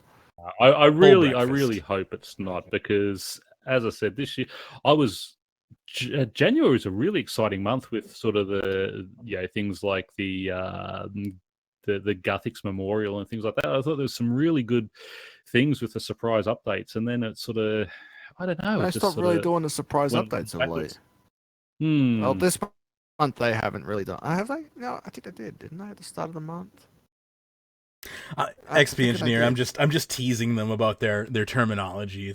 They call them batches, and then if you break it down and really think about it, it's like, okay, these expansions are broken down. Each expansion has 3 months for release, right? There's a major update each month, but they focus around the same theme, so they're being worked on in a larger overarching project. So yes, it works a lot better in the grand scheme of things, but if you want to be stupid about it and think about it, like you can really say that they are just bad. Like the fact that these expansions are just batches of batches, and I'm done. It doesn't matter. The content gets to us either way. Whatever works to make them get us content that isn't broken works for me. But I'll tease them along the way because it's my job as a journalist and as long as they don't sort of and a memer like. Because the thing is, we've got 3 months and they've got the next thing. So, they get to that sort of 3rd month and they haven't released it all. But, we're just going to have to forget it because we've got the next one coming out now, like they did with Invention. And then, we're left with half a or 3/4 of an update again, which gets very frustrating. It is. And that's why I'm so scared about this hard promise of 3 done in that last sort of. This is 6-month unprecedented period for type sure. thing. What we're going to see them do this summer and fall is something they've never done before, and it could utterly fail. We have to be prepared for that. And honestly, if it does utterly fail, we have to give them the benefit of the doubt to some degree, because they're trying new things, and that says a lot. That's right. Like, most companies get so stuck in their... They learn from their mistakes. Yeah. Which is debatable, but point being, they're trying something different in an age where trying something different generally gets you nothing but trouble, really, like bankruptcy. Like it's hard to try something different in today's day and age when it's generally best to just do what works and make money from it. That's the one thing I've always kind of admired about Jagex, is they've always been willing to try new things, and even though those new things have more often than not hurt them as a company, they've still tried them. And I think expansions are another, pretty much just Jagex attempt to try and innovate in the MMO industry, which is an extremely hard industry to innovate in. Anyway, let me continue on here. Final thoughts on Menaphos. So shall we leave it for now, or is there anything else anyone wants to talk about? Bring it on. I mean, I'm looking forward to it, but I'm also understanding it's not aimed specifically at my level. It is aimed at a lower level. So, but I'll be excited for the parts that are aimed at us, which is the shifting worlds and things like that. Yeah, I am really excited for shifting tombs and tombs. I did a Shawnee. Sorry, how many times have I've called it everything but shifting tombs the entire show? So don't feel bad. It's when you release Shattered Worlds and Shifting Tombs 1 month away from each other, it's not easy. I know, it makes it hard. All right, so we're gonna move away. We're gonna move into some mental health awareness topics here. This is Mental Health Awareness Week. And month, really, if you will. Jagex has jumped on board and is supporting many charities that benefit mental health here. And this post is from a user Birds, who has a mental health story of their own that I thought was really good and worth reading here. So it says, "Hello, my name is Buns, in-game name. Some players on here may also know me as Birds. I'm not exactly sure how to put this into words, but I'll start with a little bit about myself. I've been playing RuneScape since 2009 over 2 different accounts, mostly as a social aspect to my life when I'm not able to make social interactions with friends that I do have in real life. I swear.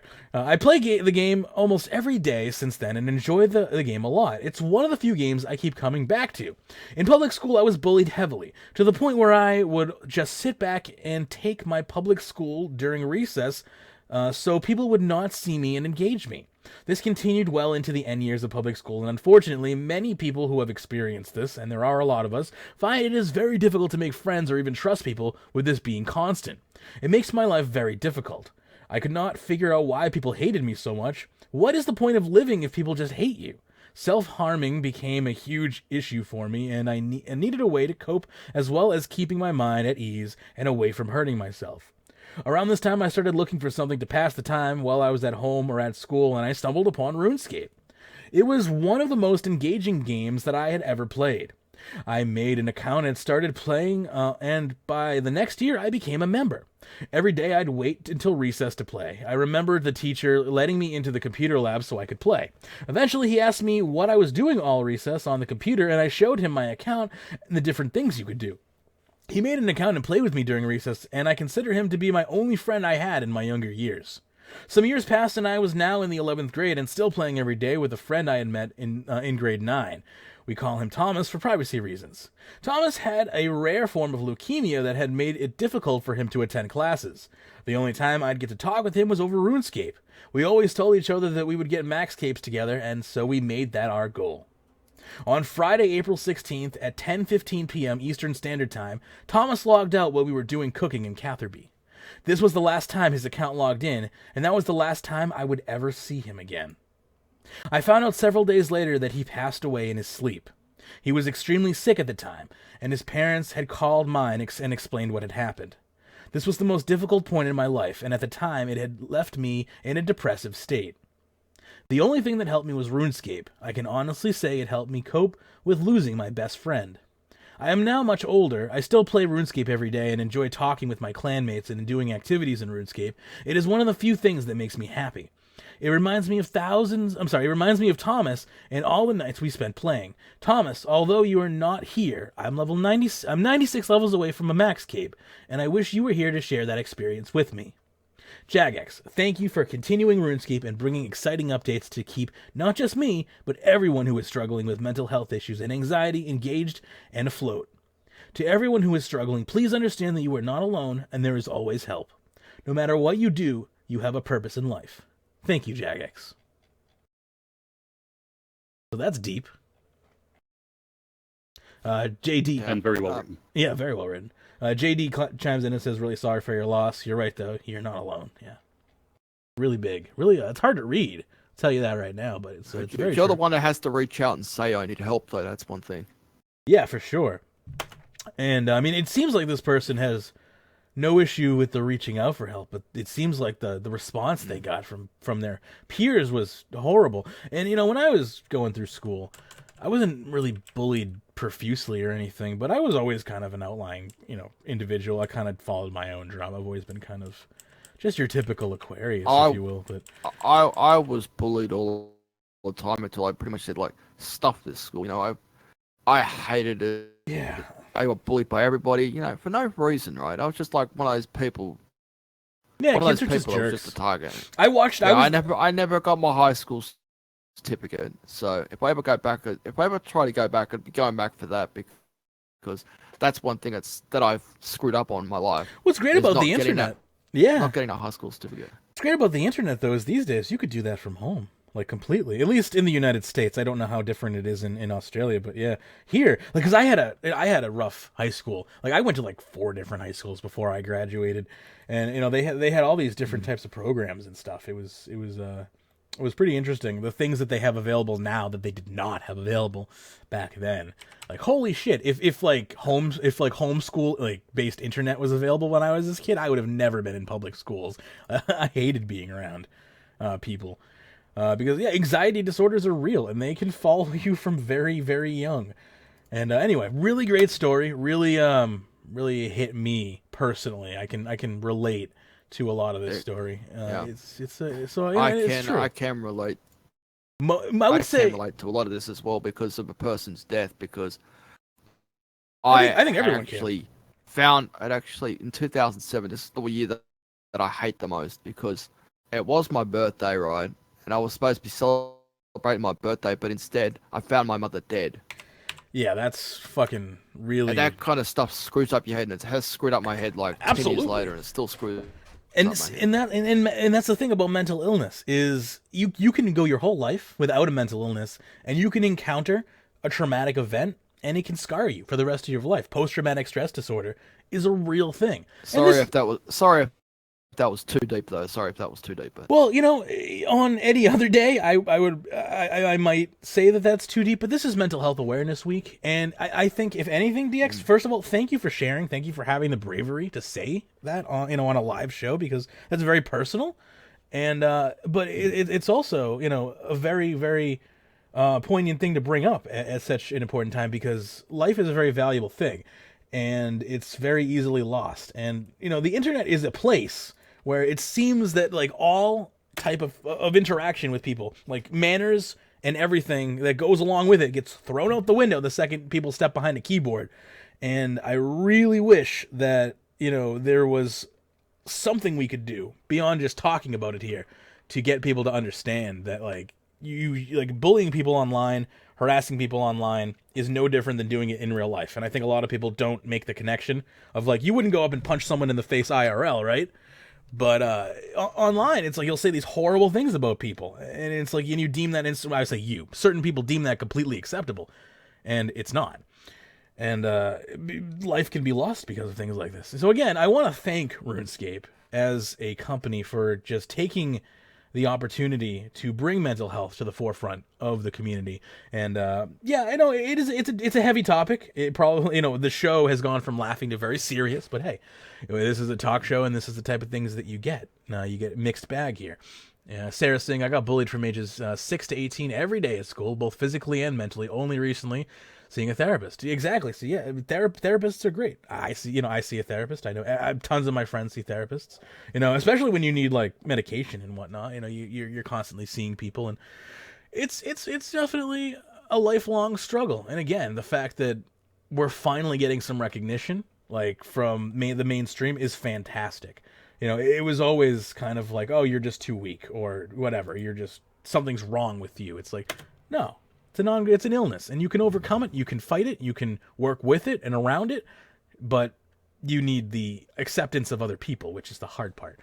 Anyway, let us continue moving along here because, like everything, whether it's difficult or not, we must continue on.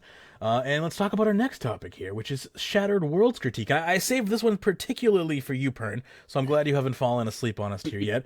Before, would you like to get your opinion on Shattered Worlds in before or after Ensune's critique here? Let's read this, and then I'll give my thoughts on it. Okay, here we go.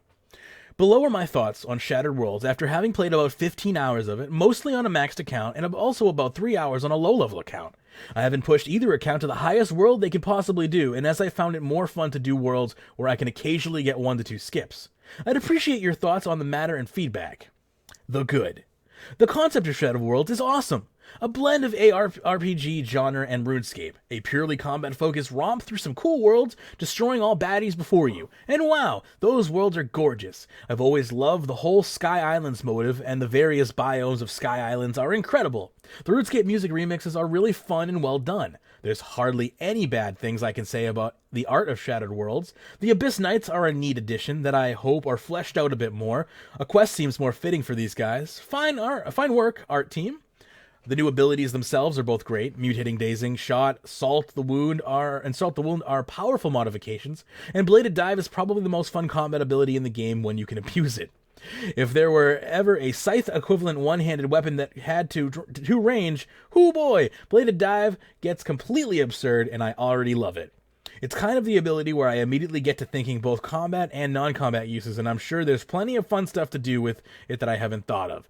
I agree. I want that ability. It would be great for farming runs. Experience rates across the board are very high, growing at a super linear rate the more AoE you have available to you. It feels great to hit Detonate and Corruption Blast and Dragon Breath and not only heal to full, but lay waste to absolutely everything. Or perhaps do the old Sunshine Tsunami Corruption Blast combo with Feeling Pumped, which is one of the perks in there if you don't know. XP drops of 10k plus when you blast down multiple monsters are crazy. This is probably the highest combat XP in the game. The Anima Pet and Abyssal Knights Armor Override are welcome additions. Can't say no to in-game cosmetics. They suffer from the same thing that everything else in the reward shop suffers from, but in and of themselves they are fine. An RNG pet from chests and a pet from Anima are alright additions. Many players won't care for either, but it gives completionists something to hunt for. The idea of making Slayer masks available in-game outside of Treasure Hunter is great. It sounds nice on paper, but have low-level players being able to force a decent task and not have to deal with terrible low-level tasks. Unlucky high-level players are Iron Men being able to assuredly get the few worthwhile masks is also appealing. These are rewards that Slayers of any level would enjoy. The meh. Mutators are an interesting concept, a more flavorful and wacky version of Dominion Tower handicaps. Feeling Pumped is an obvious standout for its sheer absurd fun with special weapons, and Zones of Restoration can be a massive boon for worlds where damage intake is a problem, especially for low-level players. The negative mutators range from somewhat harmless to annoying to downright insane. Zones of Suffering will obliterate anyone who stops paying attention for even a second. Volcanic, Rockfall, Explosive, Zombie Apocalypse, Freezing, and Combustion can all be played around easily for ranged and mage, but feel really brutal for melee at times. Power Grows is somewhat unnoticeable and boring. Laser Lodestones are conceptually flawed in addition to being bugged. Having a mutator that the player can simply choose to not engage with is not very fun. Oh, and Unstable Rifts is by far the most frustrating and hilarious modifier that to the point where I'd choose any negative mutator over it. The best mutators force you to change your playstyle a bit, but there's not enough of these to make the system feel satisfying. Additionally, unlike Dominion Tower, which gives you more Dominion Factor when you select a negative handicap, there's no bonus for having negative mutators. So a run that gets all positive mutators both clear faster and get just as many points at the end for less effort for an unlucky run that gets to the short end of the stick at world after world. Fighting various different monsters, many players who don't see often, is a nice way to keep things fresh than the same demons or whatever ad nauseum. Other ARPGs like Path of Exile or Diablo 3 have similar implementations in their respective Atlas of Worlds and Rifts content. This allows art to be recycled, and tastefully recycled content is somewhat required for MMOs these days. However, monsters in Shattered Worlds all have the exact same stats, and only 3 do anything other than auto-attack the player with melee ranged or magic. If anything needs a change regarding gameplay, there should be more monster interaction other than mutators to keep the player on their toes. Looking at the other two ARPGs I used as an example, they have tons of other things other than auto-attacking monsters in their respective content. Path of Exile has Forsaken Masters, Tormented Spirits, Shrine Rogue Exiles, Breaches, Beyond Portals, extra powerful magical and rare monsters, a map boss, and plenty of other things to keep each map feeling a little different from the last. Shattered Worlds could co-opt a few of these ideas while still keeping its combat focused. Side objectives are a good start, but need balancing and a bit more flavor. Unlike most minigames, stats are not restored between runs, which is a mild annoyance. When starting the next tier, all stats should really be restored to full, and as it stands currently, you should be topping up prior to entering the portal. Sigils seem underpowered as a concept. I don't understand why the 3 items warranted their own item slot when very few players are ever going to be equipping a sigil with their current balancing. It really seems like they could just be charged-based auras, as auras aren't exactly required for Curdle's Dungeon or the majority of Slayer tasks. That would piss off a lot of people. Aggression Sigil is particularly egregious. It's 50% uptime aggression potion that has a huge upfront cost and costs anima over time. A player would have to value their time at extremely low GP per hour for this to be worth using instead of using aggression potions. Tell that to the price of my bloodweed herbs that have fallen significantly since this came out. The Ferocious and Slayer sigils still have the potential to be useful items, but at the moment they're unusable due to costs, keeping in mind that if you take more than about 6% of your time slaying to recharge these sigils, they're already inefficient for Slayer XP if you discard the high cost up front. This is to say nothing of the cost you will incur playing Shattered Worlds as well. The challenge system is half-baked at the moment. I'm not saying against having a weekly incentive to play a bit of Shattered Worlds, though I can certainly see the argument that there's already too many weekly activities. The Novice reward gives so little anima for playing 5 worlds a week, it would be completely unnoticeable if it didn't exist at all. The other 2 always being spider demons with 3 random modifiers is pretty boring. I expect a bit more thought put into these. It is fully possible to run through a world exactly like these supposed challenges. Their gameplay is exactly the same as the main game, but with a more lucrative weekly bonus. The bonus itself for the Silver and Gold Challenge are also very underwhelming at 1.5 million anima per week, which brings us to the bad.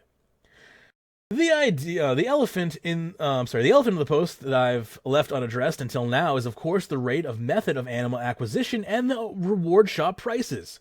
You'd be hard-pressed to find anything in the reward shop that's reasonably priced at the moment outside of maybe the pet. The abilities, which are the main draw for most players I've talked to, take around 12 hours for a maxed player to unlock both. This makes them by far the most arduous abilities in the game to unlock for a max player who isn't even remotely decent at making money, with the exception of Reprisal. This will also eat up the player's first-time bonus anima gain from initially clearing to a player's highest world, making any subsequent purchases take that much longer. Still, the only thing that interests you as a max player is the abilities. This isn't too horrible of a grind, which I agree with that. I don't know why you lump that under bad. I'd lump that under meh. It's not that bad, in my opinion. The idea that anima is front-loaded so hard is a flawed one in my mind, and will lead to a lot of players acquiring 1 to 2 rewards, likely the abilities, and never playing Shattered Worlds again. The anima rate feels alright, climbing to 100 and beyond for the first time. You can see your first ability coming into view pretty quickly. A lot of players are going to earn their first ability, maybe grind far enough to get their second ability, then perhaps think about one of the masks, only to realize they would be looking at more than doubling their invested to purchase a single mask. Why bother spending dozens of hours for a mask when you could do dozens of hours of Slayer? Sigils and Slayer masks are both comically overpriced to the point where these almost seem like placeholders with the current rate of anima acquisition. The low-mid level Slayer masks are impossibly priced. By the time you amass enough anima to buy the mask you want, your combat will be such that you would want to purchase a better, more expensive mask. The good Slayer masks are so unbelievably expensive, I'm not sure if you would save time acquiring one of these masks if you were even to get to 200 million Slayer experiencing from near zero. And finally, the absurd. From RuneScape.com, quote, there are no level requirements, but level 40 and at least one combat skill is recommended for Shattered Worlds. I think this is one of the biggest noob traps I've ever read. May as well remove the requirements from Telos if we're making absurd recommendations like this. Maybe recommend 70 combat to fight him since he's a tough cookie. As I explained long ago at the beginning of the post, I've played this content on 2 accounts, a maxed one and a lower level account, with about 70 combat stats and gear. 70 is 30 levels higher than the recommended. Usually when that happens in quests or bosses, that means you'll do well, right? But how wrong that proved to be when I actually tried it. Lower level players can get good XP on par with some of the best available to them in Shattered Worlds, but will make next to nothing for anima per hour grinding and cannot push very high. Against this concept seems to be okay on paper. Getting decent combat levels sounds alright, so you can go on to more efficiently fight more lucrative fights, right? In my experience, no. For players just starting out on an Iron Man, combat experience alone isn't super valuable. Because you're no longer going to be able to afford or otherwise have available high-tier weapons after about 70, you make zero money and obviously have no armor and weapon drops playing through Shattered Worlds, so these decent XP rates will just leave a player with high combat stats and impotent weapons and armor for their level, compared to trading through Slayer or low-level bossing where you accumulate money and drops to afford and find better gear. You also can make no prayer XP, which is one of the biggest requirements to start getting reasonable anima rates from Shattered Worlds. It's impossible not to outlevel the Slayer masks before one can afford them, and even if you split XP between every combat stat, I'm reasonably certain it's almost impossible to afford a single ability prior to about 80 in all combat stats. The required level of 65 for all abilities would be comical if the ability levels had ever made a lick of sense, but that's a post for another day. I'm going to just cut them off here, since we've given them the chance to do the good, the bad, and the ugly here. I don't necessarily agree with most of what they're saying here, but I want to get Pern's opinion on Shattered Worlds here, and we'll kind of amalgamate them together. So, Pern, feel free to take the stage here and let us know your thoughts. Okay. I mean, this was not something that I was really looking forward to anyways. So I will put that out there. Yeah, it was a bit of a meh type update for me. But anyway, when it came out, I thought, I'm going to go out and check it out. I found it very bland. And I said when I first played it, this is Dominion Tower sort of 2.0 with really bad rewards. Dominion Tower, at least when you were fighting them, the bosses had the enemies you fought in there had different abilities. You had to do different things. These monsters in here were all exactly the same with a different skin. I mean, the early worlds, your 1 and 2 hitting things. I ran it up to World 47. I played for probably a little over an hour, probably sort of an hour, 15 hour and 20 minutes, and got out at World 47. I just can't stand this, because even at that world, it was 3 or 4 hitting. And I went into one world and I saw little mini Araxes, and I thought, oh damn, these are going to be hard. And then zap, two hits of my crystal bow, and they're down. 50, aren't they? Aren't they? For those levels? Yeah, but I took in an attuned crystal bow. I wore my armadillo whole story armor, of their own that I thought didn't want to was sort of really good and worth reading here. You want to use dragon? Hello.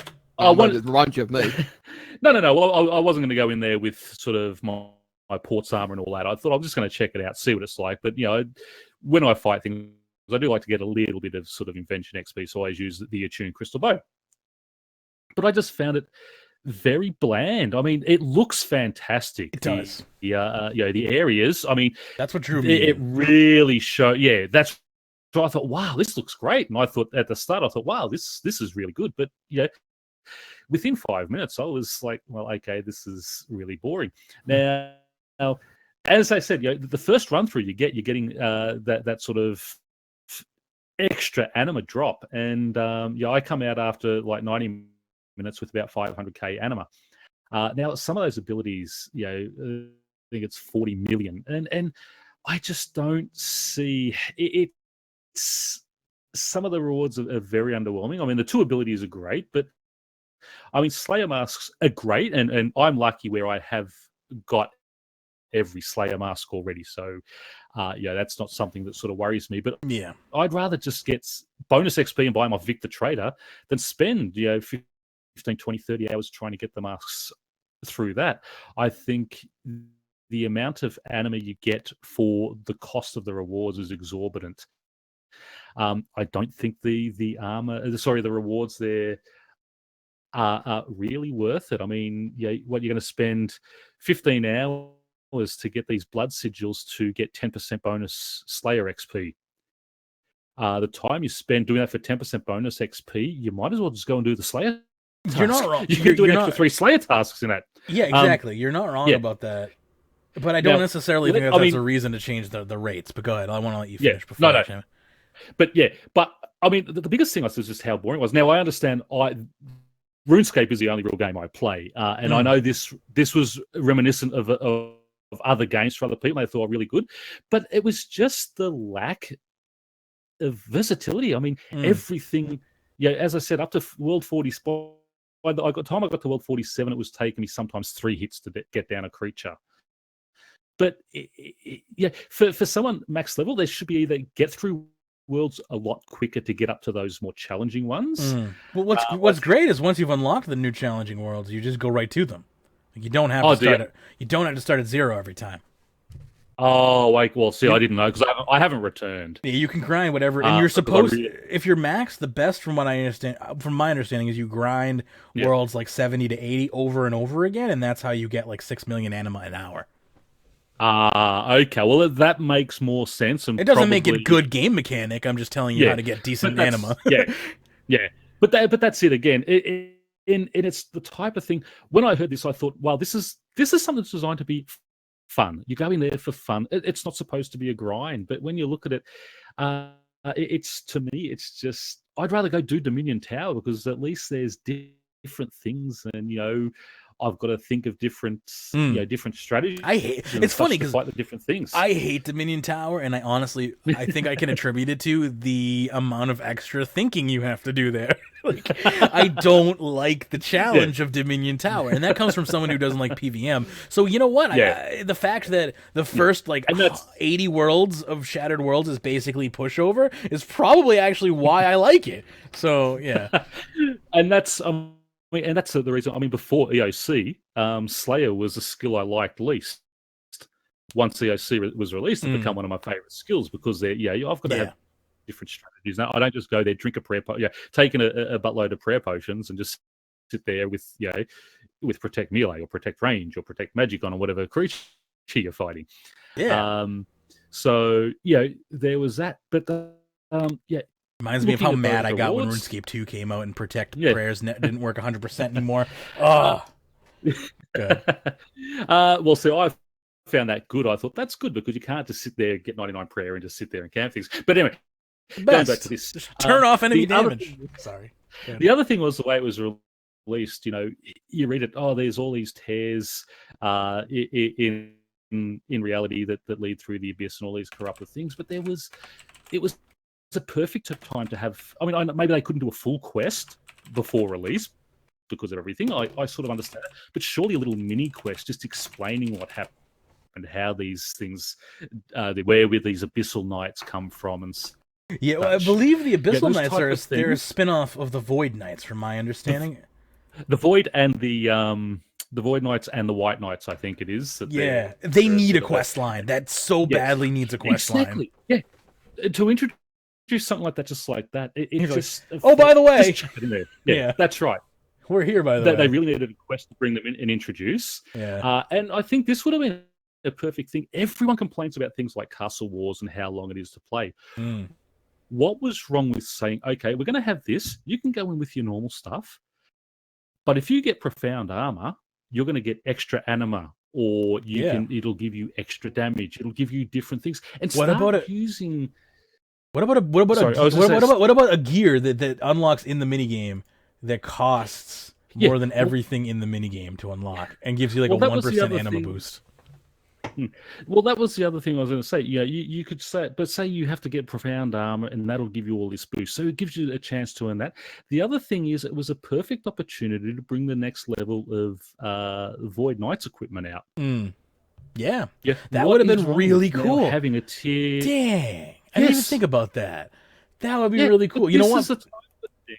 And I will give. I'll throw out our sister podcast on there. There's one of their co-hosts, Hannes, actually said. Oh, I was sort of thinking the same type of things, but he sort of voiced it on that show, and it was just a brilliant idea.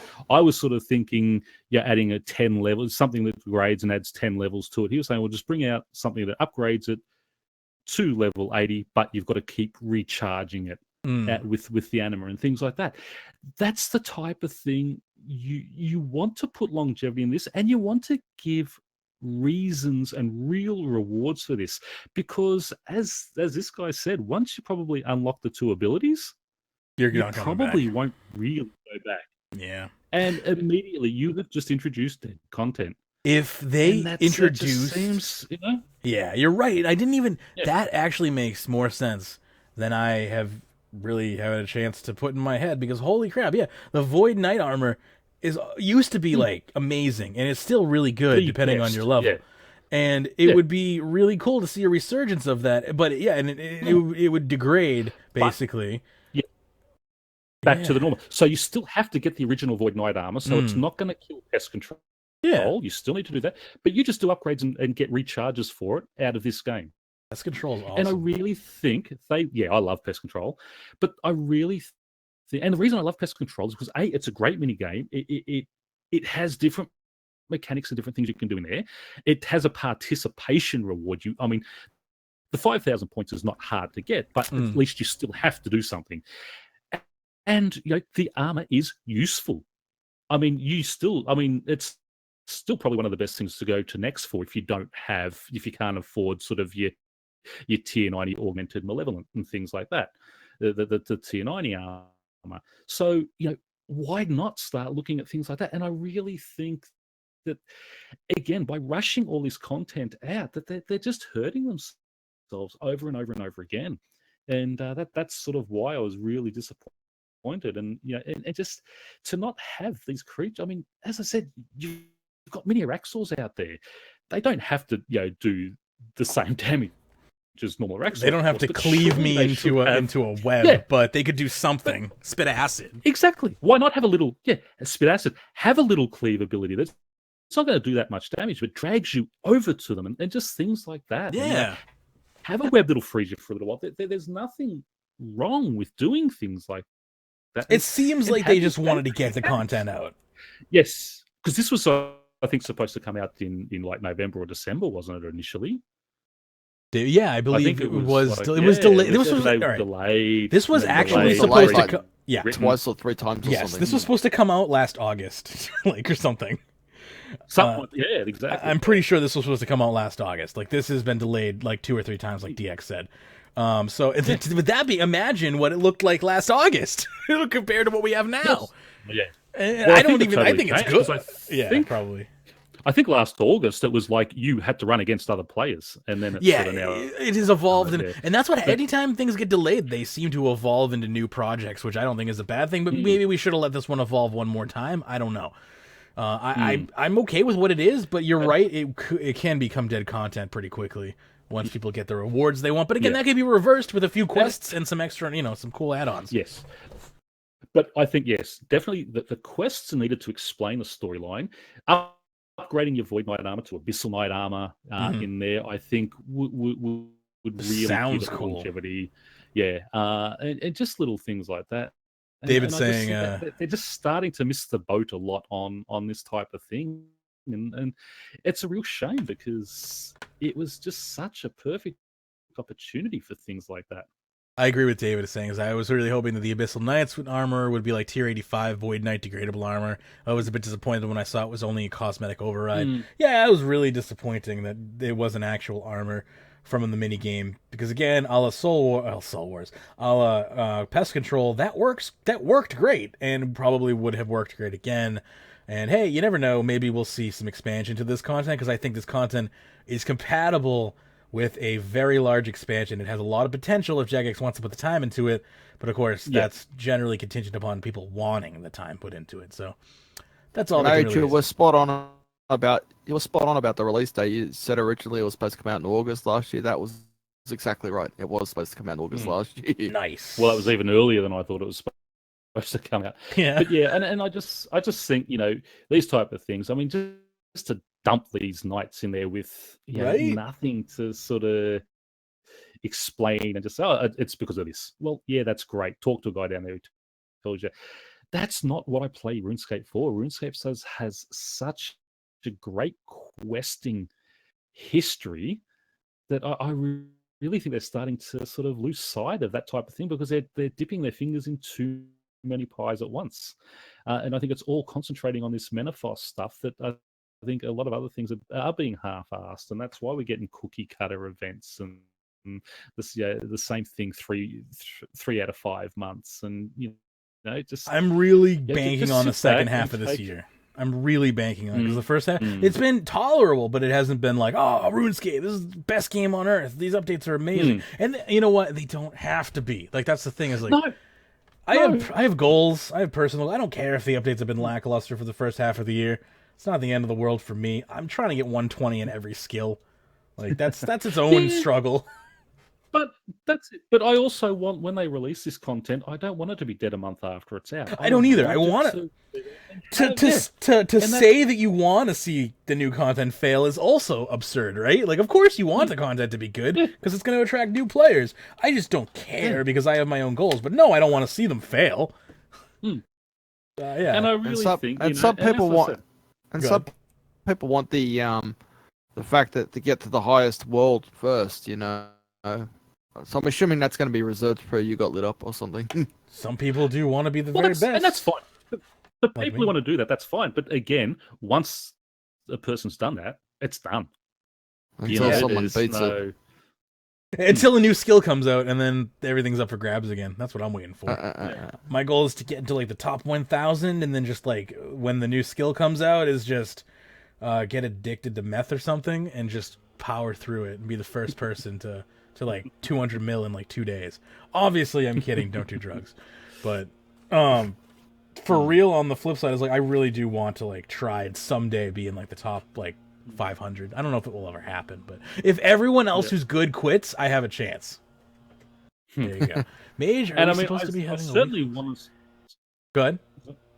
No, I certainly want to see sort of new abilities coming in the game, and this is probably a decent way to introduce new abilities. But I also want to see sort of better AOE abilities, a bit more variety in those, and have ones that are going to suit two-handed, and some ones that are going to suit sort of your dual wielding and things like that. But just have a bit of variety in things. But you've got to make the content fun and engaging. And as I said, it looks fantastic. I mean, you cannot fault the way it looks. It really shows off the NXT engine beautifully down there. It does. I'll give it that. That's Harley originally when it came out. Harley asked me what I thought about Shattered Worlds, and I said, I'll tell you once the awe wears off from how good it looks. Because right now, all I can look at is how nice it looks.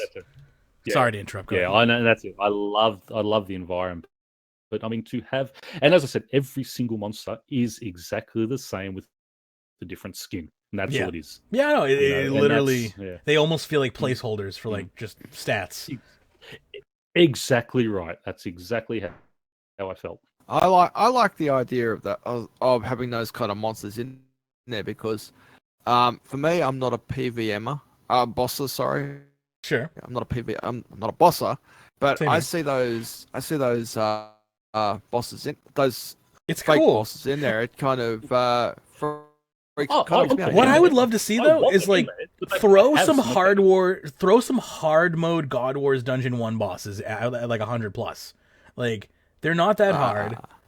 I understand that their mechanics might cause problems with the layout of the map. You might have to disable the mechanics and just use normal mode. But like, just throw some easy bosses in there, like after World 100. Like, that would spice things up, no? Like all of a sudden you're running through a world and there's a freaking General Grador the size of a house. There's bosses in it. That's it. But I mean, but just have these creatures have a bit of ability. I mean, like Ripper. I saw the Ripper and I thought, oh, you're freaking kidding me. I mean, I peed a little bit when I saw Araxor. Oh. That's exactly right. I thought, and that sort of got me excited. But when it drops two hits, Araxor got Pern excited. Okay, Araxor got me wet, but I'm a male. Because it's like. So that just means I peed myself. Is, you see these things and you think, oh, good. Oh, what's it going to do? When it drops in 2 hits, it's really anticlimactic. And that's just how I felt about the whole thing. And I just thought, okay, I'm going through. I mean, I was bored after like 15 minutes, but there were 8 music tracks that I had to unlock in there. So I just went through until I unlocked all the music tracks, and then I left. Yeah, I still have stuff to do there, I'm sure. But I only tasted it. I screwed up the clan competition. I have to redo it. I'm going to try and redo the clan competition real quick. Kill of the month, Slayer. What was the pot again, Pern? It was like 20. You say it was 50 mil, didn't you? 50 mil. So 25 first, 15 for second, and 10 for third. How you going, Harley? Harley's in the YouTube chat. How are you going, Harley? Hi, Harley. How you doing? How do you like our new layout?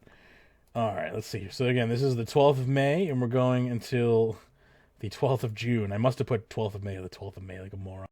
It is currently, I'm going to just see. Currently set to 15:22.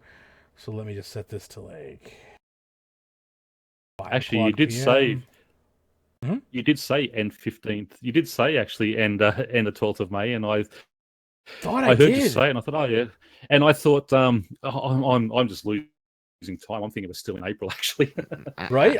We didn't get our Mad May this month. I'm a mess. Why is it still? Oh, that's start date 36 minutes to go. Elite, you're the worst. It starts in 36 minutes. It ends in 30 days, 7 hours. Anyway, yes, the Slayer competition begins in 36 minutes and it will end in 30 days. And the prize pot is as just stated, 25, 10, something or other. I'm so bad at numbers. 25, 15, 10. You could win up to 25 million gold in this Slayer competition. Oh, I can just edit the comment. All right, I'm going to delete one of these. We don't need 2. That's for sure. Delete competition. Okay, so we're back to the original. I appreciate the concern, but everything looks okay. Yeah. Okay. Let's see. I can't wait to be actually while we are here, and Sarah, please Sarah in chat there. I want to give her a shout out on getting Malcolm at close on 150 mil. It was 36 mil over 200 mil that she finally got the Malcolm pet, and I know she's been trying for it since it was released. So. Forever. Real quick, one of the longest. So. Harley is also letting us know the winners of the Luck of the Dwarves from the PVM Perspective podcast. The winners are Naxdor and Sarah. So if you'd like no, she said the whiners are. So well, they're the whiners. Who's the winners? I don't disagree with that sentence. However, whiners. Yeah. I can't say that about the listeners. There's also an H in whiners, so I mean I don't know what that's like. I guess it's still whiners, but whatever.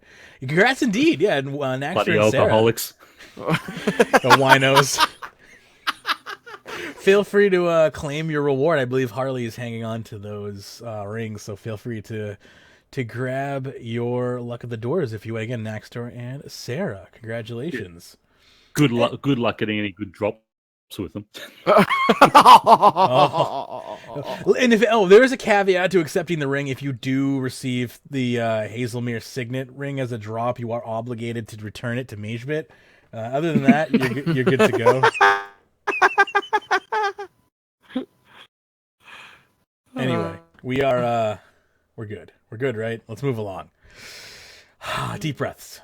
So real quick, I did want to mention that the Spring Fair title, there is an exact method to unlocking it, and Mod Krista has posted it a while ago, and I wanted to kind of release it for anyone who is not aware and doesn't have the title. Harley says, I mean, if you don't want them, give it to me. I'll make sure to get good drops. There you go. Sorry, it's okay. When I looked at it, I thought the exact same thing, Elite, which is why I was like, oh crap, let me make a second one. But it looks okay. I'm happy I came in second with it. Yeah, if you came in second on the Dungeoneering one, feel free to meet me in game and claim your prize whenever. Anyway, I think it's 5 mil for second place for that comp, if I remember correctly. I honestly don't remember. Don't quote me on that. Anyway, let's read in this post. Let's keep going here. We got 1, 2, 3, 4, 5, 6 topics to go, and we are 2 hours into the show. So let's keep going here. Real quick, come on, Krista. As promised, information on the how to get the title, the fairiest of them all. To unlock that title, you must find all 10 eggs, talk to all of the NPCs at the fair that have dialogue, interact with all activities that can be done. Free-to-play players will not need to do any of the member activities, and and Iron Man will not need to do any of the activities that are blocked to them to unlock the title. So honestly, this is the first time not having membership has paid off. Own all items that are available in the fair shops. Go kill yourself. Pardon me. That's actually that's qualify. mean. I qualify already because I ain't everything. This does not include outfits from that is ridiculous. That's a lot of tokens. Take care, Harley. Yeah, but I mean, you can buy it for you can buy the entire thing than the Yak plushie for like a mil now. Fine. I take it back. It's just that title should just be the microtransactionist of them all. I've just been. I can't do the happy hour on Friday, obviously, because I work Friday nights. But I've been doing pretty much one happy hour and my 100 tokens a day, and I'm already almost at 4. Here's how I've been playing it. I stopped doing happy hours last week. I use my daily tokens on the Claudia machine, and that's about it. I every now and again I'm close to the fair because I'm in the Combat Academy. So every now and again, you obviously don't get tokens from the Claudia machine. Do you? Yeah, no, you just get no. You see, just get I prizes. I do the cooking. Yeah, the cooking's so easy. There's over cooking there. So, yeah, where the fairy floss machine. And during happy hour, I got I did it the other day, and I got I think it was 300k for the hour. Free cooking, the fairy floss machine. That's cool. Oh, okay, gotcha. Fair enough. I've been doing the prayer because working on prayer 120, but yeah. What says prayer better than dancing on the bloody thing? It is weird. I'll give you that. I'm giving my soul up to Guthix through dance. That comes to from the boat. Remember the Lumbridge boat that we built? You did the dancing on the ship there. You got I forgot about that. My brain, brain did the right thing and blocked that out of my head. Why did you bring that back? That was the stupidest. Do you also remember? When they removed the plank, some people were still stuck on the boat. If you logged out immediately after finishing, and you'd stuck on the boat. You were stuck on the boat. Elise saying, funny that you now mentioned old school gets some streamers to hold up signs for Mental Health Week, despite most of them telling their audience to kill themselves during streams. Yeah, no, that's exactly why I immediately was like, I apologize, I don't actually mean that, because for real, saying stuff like that, and as you can see, it can be ingrained into your lexicon. It can become kind of just a knee-jerk reaction when you're just used to dealing with I guess immaturity. Yeah, so that's never one I've really used as go kill yourself. But I have said on occasion, I want that person put up for my involuntary euthanasia program. Yeah, and I mean, I have a very dark sense of humor, but there's a time and a place for it, and during Mental Health Week is not the time and the place for it, and I admit that. And that's definitely not the time to do that. Yeah, for sure. So, as Elite points out, the hypocrisy is exactly that. Yeah, and you should admit that you're wrong when you're wrong. Anyway, I'm sorry, I'm getting attacked. This is one of my clients. I'm trying to watch Netflix, but it says I got a proxy, so I can't watch Netflix. I'm like, you can't watch. Tell them to stop watching porn. Yeah, problem solved. There you go. Problem solved. You can't watch Netflix on a VPN. Problem solved. Moving along. Let's continue on to how do I turn off the VPN? Yeah, right. You're not paying me enough. It'll be $20 to turn the VPN off. Sorry. Let's see here. So again, this article we're coming from here it's called The Third Age of Jagex. It comes from gamesindustry.biz, which love Jagex so very much. They I feel like they post an article about once or twice, maybe once every other week, about a positive article about Jagex. So I feel like somebody at Phil Mansell's games industry actually probably owns it. His sister actually works there. Are you serious? Or are you just No, making that? I was just making it. Because I believe it. All right. VPN is off. It's probably not off.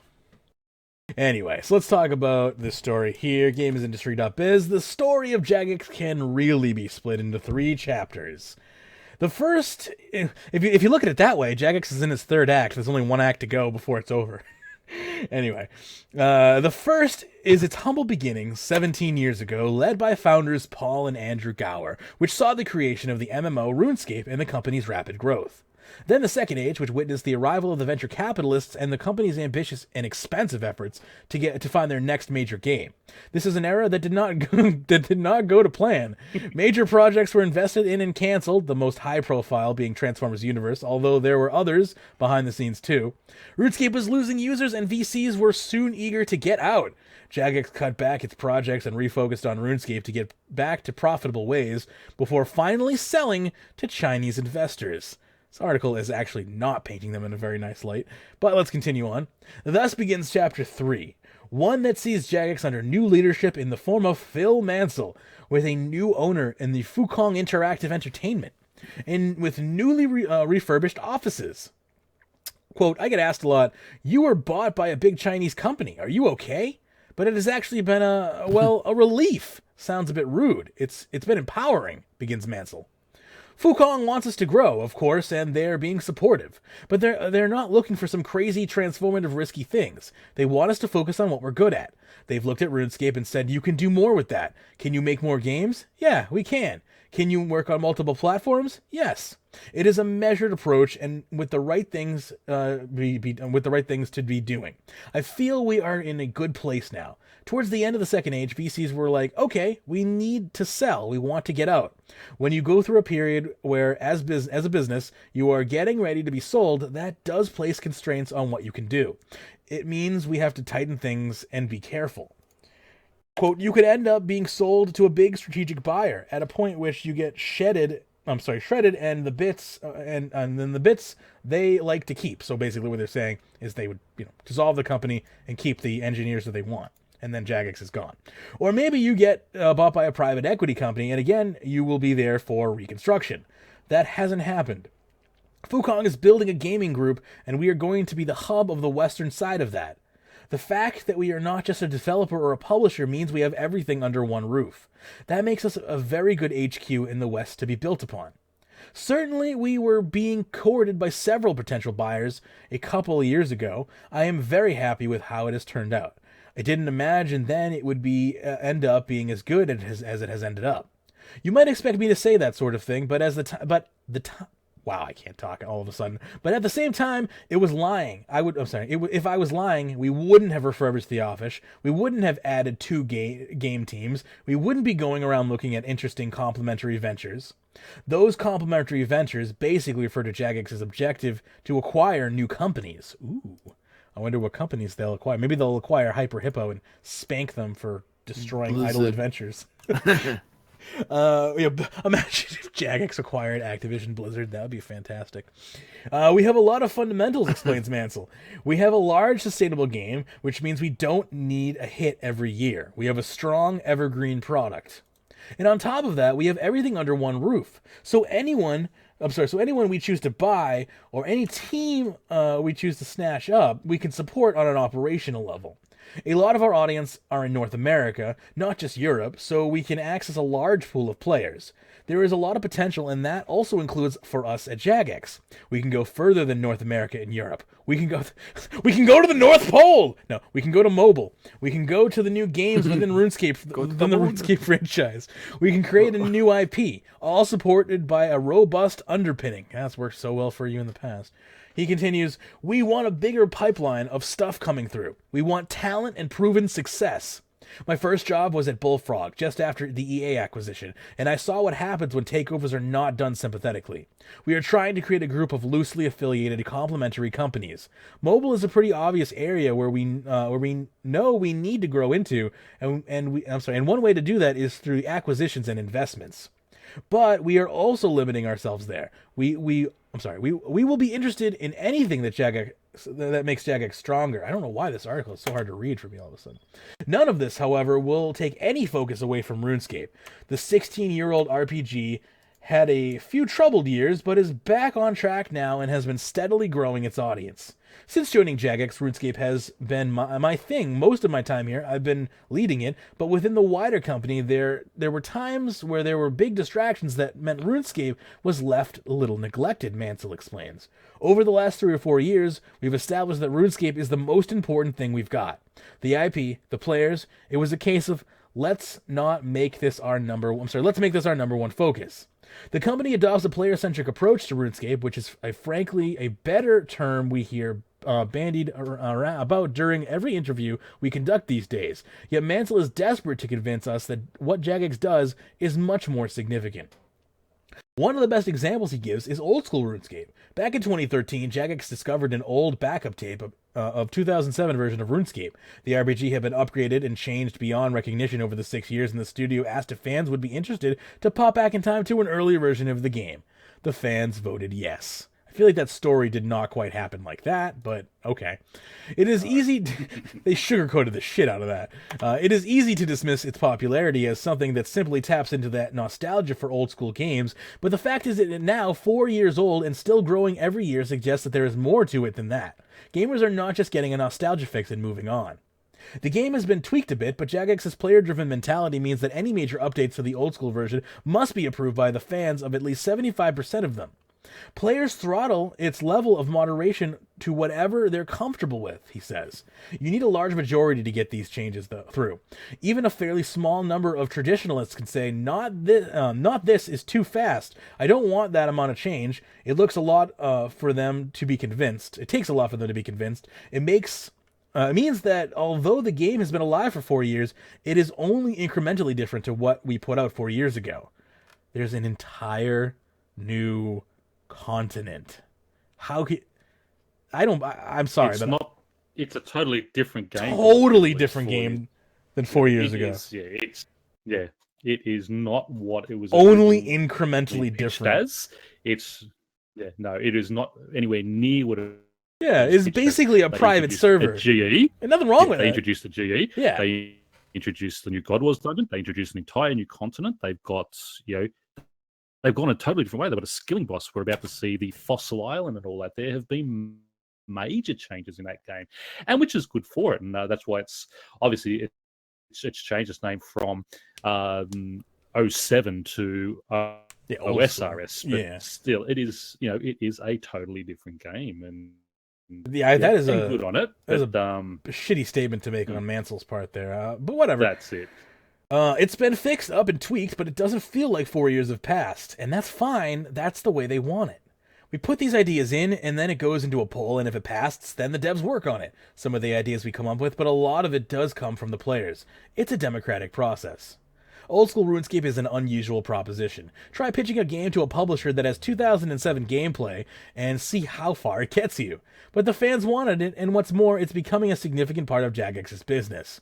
The firm has even introduced a mode called Deadman, which sees players build up their characters over 3 months before unleashing them in a player versus player battle royale. It's fast becoming a significant esport in its own right, with ESL hosting live streams and attracting hundreds of thousands of viewers. This player-driven concept extends to the normal RuneScape game, too. The company is currently changing its content strategy to releasing fewer, larger updates every quarter, because that's what fans want. The first big update launches this summer. A lot of studios are operating live services now and spend all their time talking to their community, but we've been doing it for such a long time that it is deeply ingrained in how it works, and how we work, I suppose, is what should be said there. Mansell insists, compared to others, you might think we take it to extremes. We have old school RuneScape where literally everything has to be voted on. We encourage all of our developers to be on Twitter and talking to players to be on the forums. Then we have real life events like RuneFest. We have regular player visits, and then we have big content coming up. We fly players in from around the world. That way we get feedback directly. We also do quantitative player things.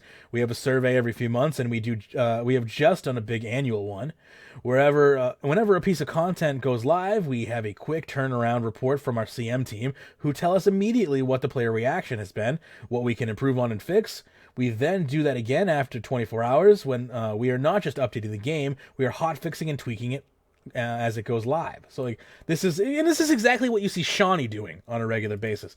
When you hear him saying, "Let me pass that on for you," let me, what DM me the details. Like that's what's happening here. That's the idea of a live community management team, and I think it's the best Shawnee model. has been one of the best finds that company has had in recent times. Yep, absolutely. He's such an asset to that company.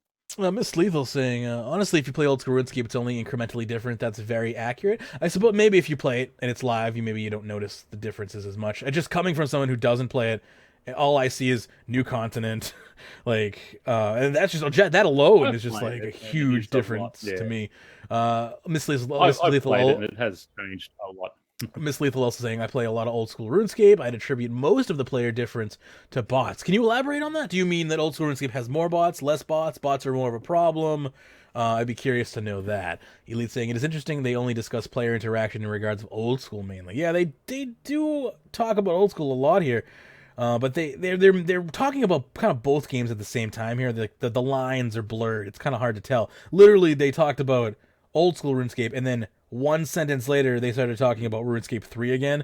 So it really doesn't feel like that they're differentiating the games very well here, so it can get a little confusing. But I noticed how they said specifically RuneScape, especially because of the fact that they got RuneScape Idle Adventures, which just shut down. Yeah, and they've got RuneScape Chronicles. I'm surprised. Idle Adventures shut down. Idle Adventures has shut down. Yeah, by Hyper Hippo. Hyper Hippo shut it down, not Jagex. So Hyper Hippo backed out, not Jagex. Hey, Doshi Plays Games, welcome. So we're jumping back in. I think they're going to talk more about. Let's see. We also do quantitative. I've totally lost my point here because I scrolled up. Data science, quantitative player things. Then we do all the data science stuff. We have a very good analytics team who look at player behavior, who do automated analytics, that sort of thing. I really wish they would release more numbers to us. I love stats. You get companies that are very data-oriented. When they used to bring that out monthly? Remember they used to bring it out monthly? They haven't really done that recently. Yeah, they used to bring out CM team stats monthly. I want to see in boss stats. They still do that occasionally. I'd like to see that more though. Oh, let me finish up here. We're almost done. And ones that are very community-oriented. But we all have it in a comprehensive way, which I think is different and special. It's not easy. We put a lot of effort into money into doing things that way, but it's obviously paying off. Part of RuneScape's renaissance that we've never that we've seen over the past 2 or 3 years has come from us doubling down on that. Rather than being a soundbite, we actually live and breathe it. That's not to say it's all about the RuneScape MMO. The company is experimenting with new tech, admittedly using the RuneScape IP, including Amazon's Alexa and VR. When RuneScape goes into VR, I am going to die of malnutrition. The company has an initiative called TAP, which we've heard of. You laugh, but I'm kind of serious. It's I feel like it will really be a problem, me differentiating between my bodily needs and being trapped in the RuneScape universe. It's gonna be Sword Art Online. I could just see you walking down the street with your RuneScape VR headset on. I'm gonna have to hook myself up to an IV drip so I don't dehydrate myself or something. OSRS has a lot more bots. It's kind of like the LRC back in the day. Is it still that bad, Miss Lethal? That's a shame to hear. Lord Underking saying, if we remove bots from old school RuneScape, it's probably about the same as RuneScape 3, maybe a bit less, which is still impressive. I agree, that's still impressive. I just hate when they're constantly saying old school RuneScape has more when they don't have the same bot detection as RuneScape 3. But yeah, we cannot deny any longer that old school RuneScape does not hold its own, for sure. I mean, I would also like to see old school RuneScape try to actually hold its own, though. With its own subscription, its own dedicated team and everything. I would love to see that as well and see what happened. Is Chronicle officially dead? No. Almost. No, it's not dead.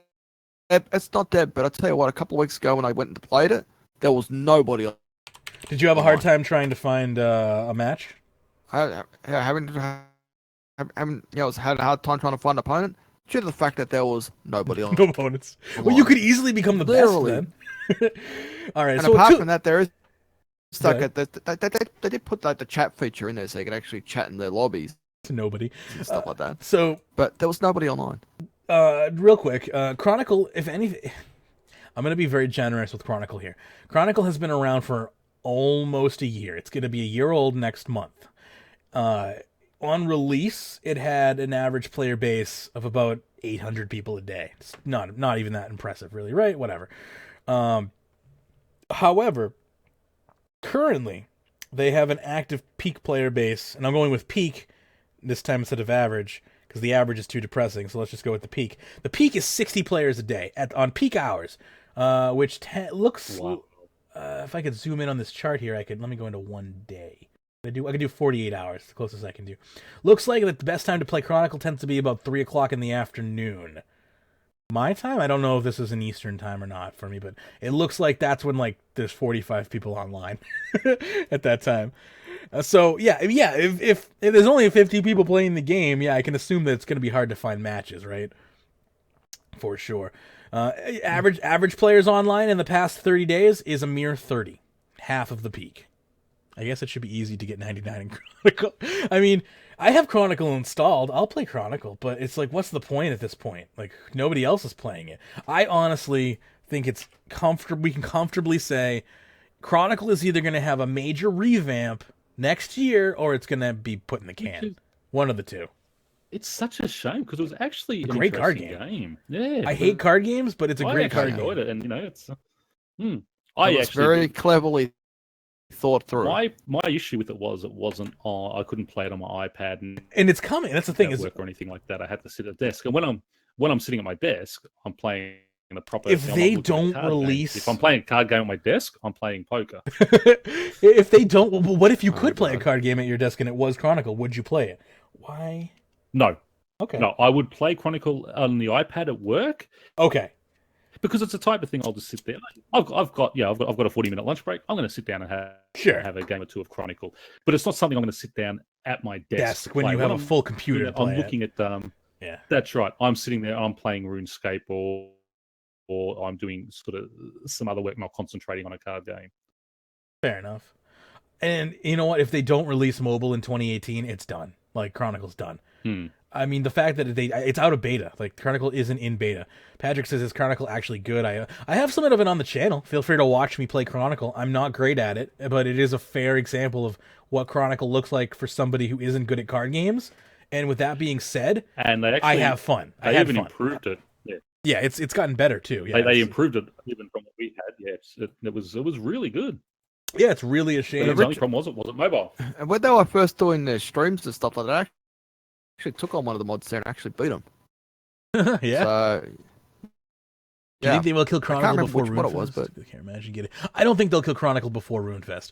It honestly would be a really, really foolish move of them to kill Chronicle before releasing it on iPad and iOS and Android.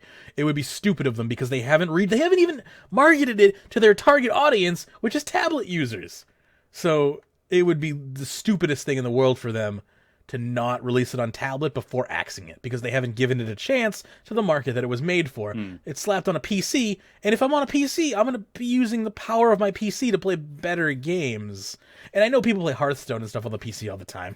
And this is coming from a casual card game player. I would never play Chronicle competitively or seriously. I'd do what Pern does and be like, hey, DX, you want to play a quick game of Chronicle? I'm bored. And, like that. That's the type of Chronicle I would play. So, with that being said, if they don't release it on mobile, it's dead. And if they release it, if they kill it before releasing it on mobile, then it's been dead since the start, and they just handled it badly. Miss Lethal saying, I didn't like it. Way too much variance. The draw RNG in card games tends to be huge, and Chronicle exaggerates that a lot. That's interesting to say. That's the one thing I hate about card games is the RNG. So I mean, right there, you have my pet peeve problem with card games is the lack of control. It generates a level of anxiety that I don't enjoy. One of the card games, there is a little bit of RNG, but it is the way you play the cards that you have and such. There's a level of mastery to it, of course, as well. but I don't like the fact that I'm just. Sometimes you can literally just be handed a deck of all cabbages and you're fucked. Like, that's just life. And I don't like games like that. And that's just me. People love card games, and that's totally cool. And I respect Chronicle, and I say it is a good card game. But it is not. I don't like card games, so it's not fair to ask me if it's a good card game. But I do think on its merits, on its mechanics, it does something different, and that alone, I think, is a huge positive in the market. Is like every card game is a Hearthstone-like. Which before that would be a Magic-like. Everything is a Magic-like, basically. And before that, it was D&D. Like, everything still basically is... Compared to everything else that was out there, it was actually, I thought it was very innovative. Yeah. It looked great, and it had a lot of fantastic things. But as we said, it's on the wrong platform. They put it on the wrong platform, and that killed it. Allow me to finish up this article that never ends, apparently. Yep. We've heard about TAP. I'm not going to bother talking about TAP. Developing new concepts is also rewarded at Jagex. Jagex's chairman at Fukong has set up an initiative where the employees who come up with the two best products every year, regardless of whether they are made or not, will receive an all-expensive paid trip to China for them and their family or team. That, depending on where in China, that may or may not, that could be a punishment. I don't... That's what I was going to say. Like an all-expensive... you get an all-expensive paid trip to the rice paddies. You're going to go live on a farm for... Like, part of this comes from a desire to create a new IP, which is a scary prospect for anyone familiar with Jagex. Can't say anything, otherwise they're going to get into trouble. Smart move. With Jagex's history and the failures experienced during that difficult second age, yet Mansell believes the firm is better prepared for building new concepts now. So what this little paragraph is basically saying here is Jagex is not giving up on new IPs. We will see a new IP from Jagex in the future that may or may not be RuneScape related. It's going to be a new game, which is terrifying. Fantastic. No, I mean, it's great. Which is fantastic because it's showing the company's growing, but it's showing that they are basing, Jagex and RuneScape is the birthplace. It is going to be the core of the company. So it perseverance. Like, they are looking. They're going to be here for a long time to come with this game. They're looking at acquiring other companies. So we may see that all those people who jumped ship and went over with Mod MMG, will might once again be under the RuneScape ownership banner. How hilarious would it be in like a year's time? Jagex acquires PlayFusion for their tech. That's right. I mean, you look at something like PlayFusion, which is a little independent thing. Obviously, they had that startup thing. They were begging for money not so long ago and such. People are only going to sort of invest in something like that. They have a deal now with Toys R Us, like the largest toy store in the world, basically. Yeah. One thing I will say about MMG, he does get shit done. Like, he does some wild shit. But the thing is, good. Those companies are going to expect results, and if he's not bringing things out, and his investors, if they're not getting return on investment, people invest on things to get these companies built up, get it sold so that they make a profit on it, and and it looks like these are the type of things. Jagex and Fukong are, Fukong in particular, but obviously putting Jagex in charge of that type of thing are chasing down. So it would not surprise me if that type of thing, we will see in the near future. It's great to see, and this is a fantastic article and explains it all, and I think he hit the nail right on the head. When you have a venture capitalists who are looking at turnover and profitability and such, I said right from the start when I heard about this buyout, I thought it was the best thing that could have happened. When a company is... And I said that right from the start because this was a company looking to invest in something that they wanted to build on. We saw that. We saw all of a sudden more money coming into the development and things like that. Yes, they cut some jobs and things, but a lot of that would have been from the old Transformers universe side of things, where they got rid of those people and things. They started making money, and Fukong is investing in this company for the long term. Obviously, they're saying this is their Western division, and basically Jagex is going to be the headquarters for the Western division, and they'll have their Eastern division, which is going to be themselves over there. So I don't think we're going to see any major changes I don't in think so respect either. itself. I think you said we'll see two different versions. You'll have the Chinese version and you'll have the Western version. And I think it's very promising for the company as we're going. I agree. This is probably the best age to be playing RuneScape in. If in total, like this third age, as they're calling it, is probably going to be the golden age of RuneScape. If you ask me, like 15 years in, RuneScape's finally ready to be the woman it always knew it could be. No. Anyway, let me continue on. We'll finish up here and we'll move along. We still have like 5 topics to go here, so this is crazy. Let's see here. So it says, when I think about where I want Jagex to be in 5 years, I want it to have a lot more than just RuneScape and old school RuneScape, Mansell says. We can do that both within the franchise and also create new things. Whereas Jagex previous years hasn't been so successful with new IPs, I think it's because it hasn't used this player-driven philosophy. You can use this to make new games. You can source ideas. You can test interest from gamers early.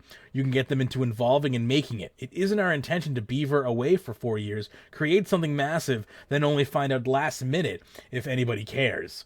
Which is kind of what happened to Chronicle, but whatever. We will want the game to be live from the get-go. So they're going with the early access model, it sounds like community-driven early access, which is hit or miss. And yeah. If I also go back to that, remember Chronicle was introduced under our IVP. Yes. So it sounds we can blame them.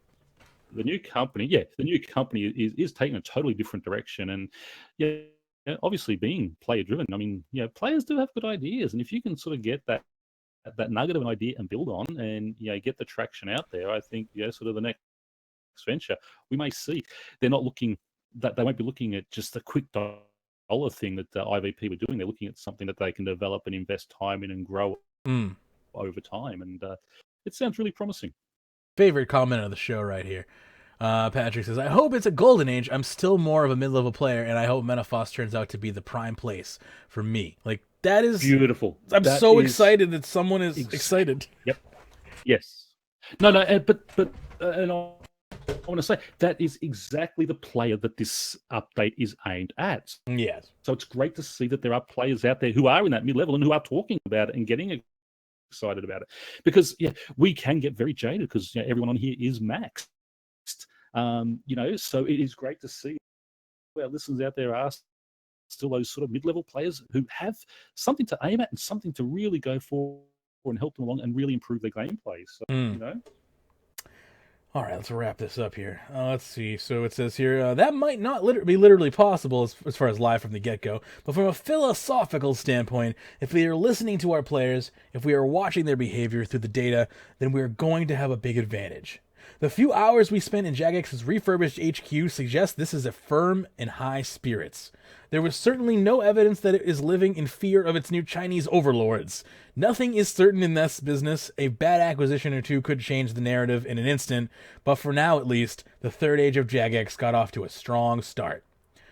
Quoting again from Phil, we hope that the refurbishment and all the stuff around that shows the positive impact of the ownership change, Mansell concludes. Also, Jagex has been quite quiet for a few years because it's been going through a sales process and consolidating itself. We are going to build back up the talent base. We're going to recruit more people. We want to be better neighbors inside the games industry. We've done some interesting things. We have stories and learnings that we can share, and we have also and we can also be a good citizen inside the games industry to make it an even cooler place to work for everyone. The end. So there you go. A little bit of propaganda from Jagex there. It's sounding like they're entering pretty strong into their third age, if you will, of management here, being a Western division of a large Chinese gaming company. Phil Mansell at the head. A lot's changed. And it honestly looks really optimistic. So I'm not going to complain. The only thing I'm not sure about that big X. Is their new company logo. The new logo, nobody is. We'll get used to it eventually. It's sort of when I look at it, it just reminds me of we have an adult shop down here that has a very similar logo. And take a photo. Whenever I see that X, it looks like Jagex. When I saw that, I thought, did they get taken over by the porno company? if Hey, RuneScape, Pern, next time you go past that store, take a photo of it and I'll store Oh yeah, right. comparison. I'm gonna stop in the middle of the road and take a photo of an adult shop. Yeah, right. absolutely.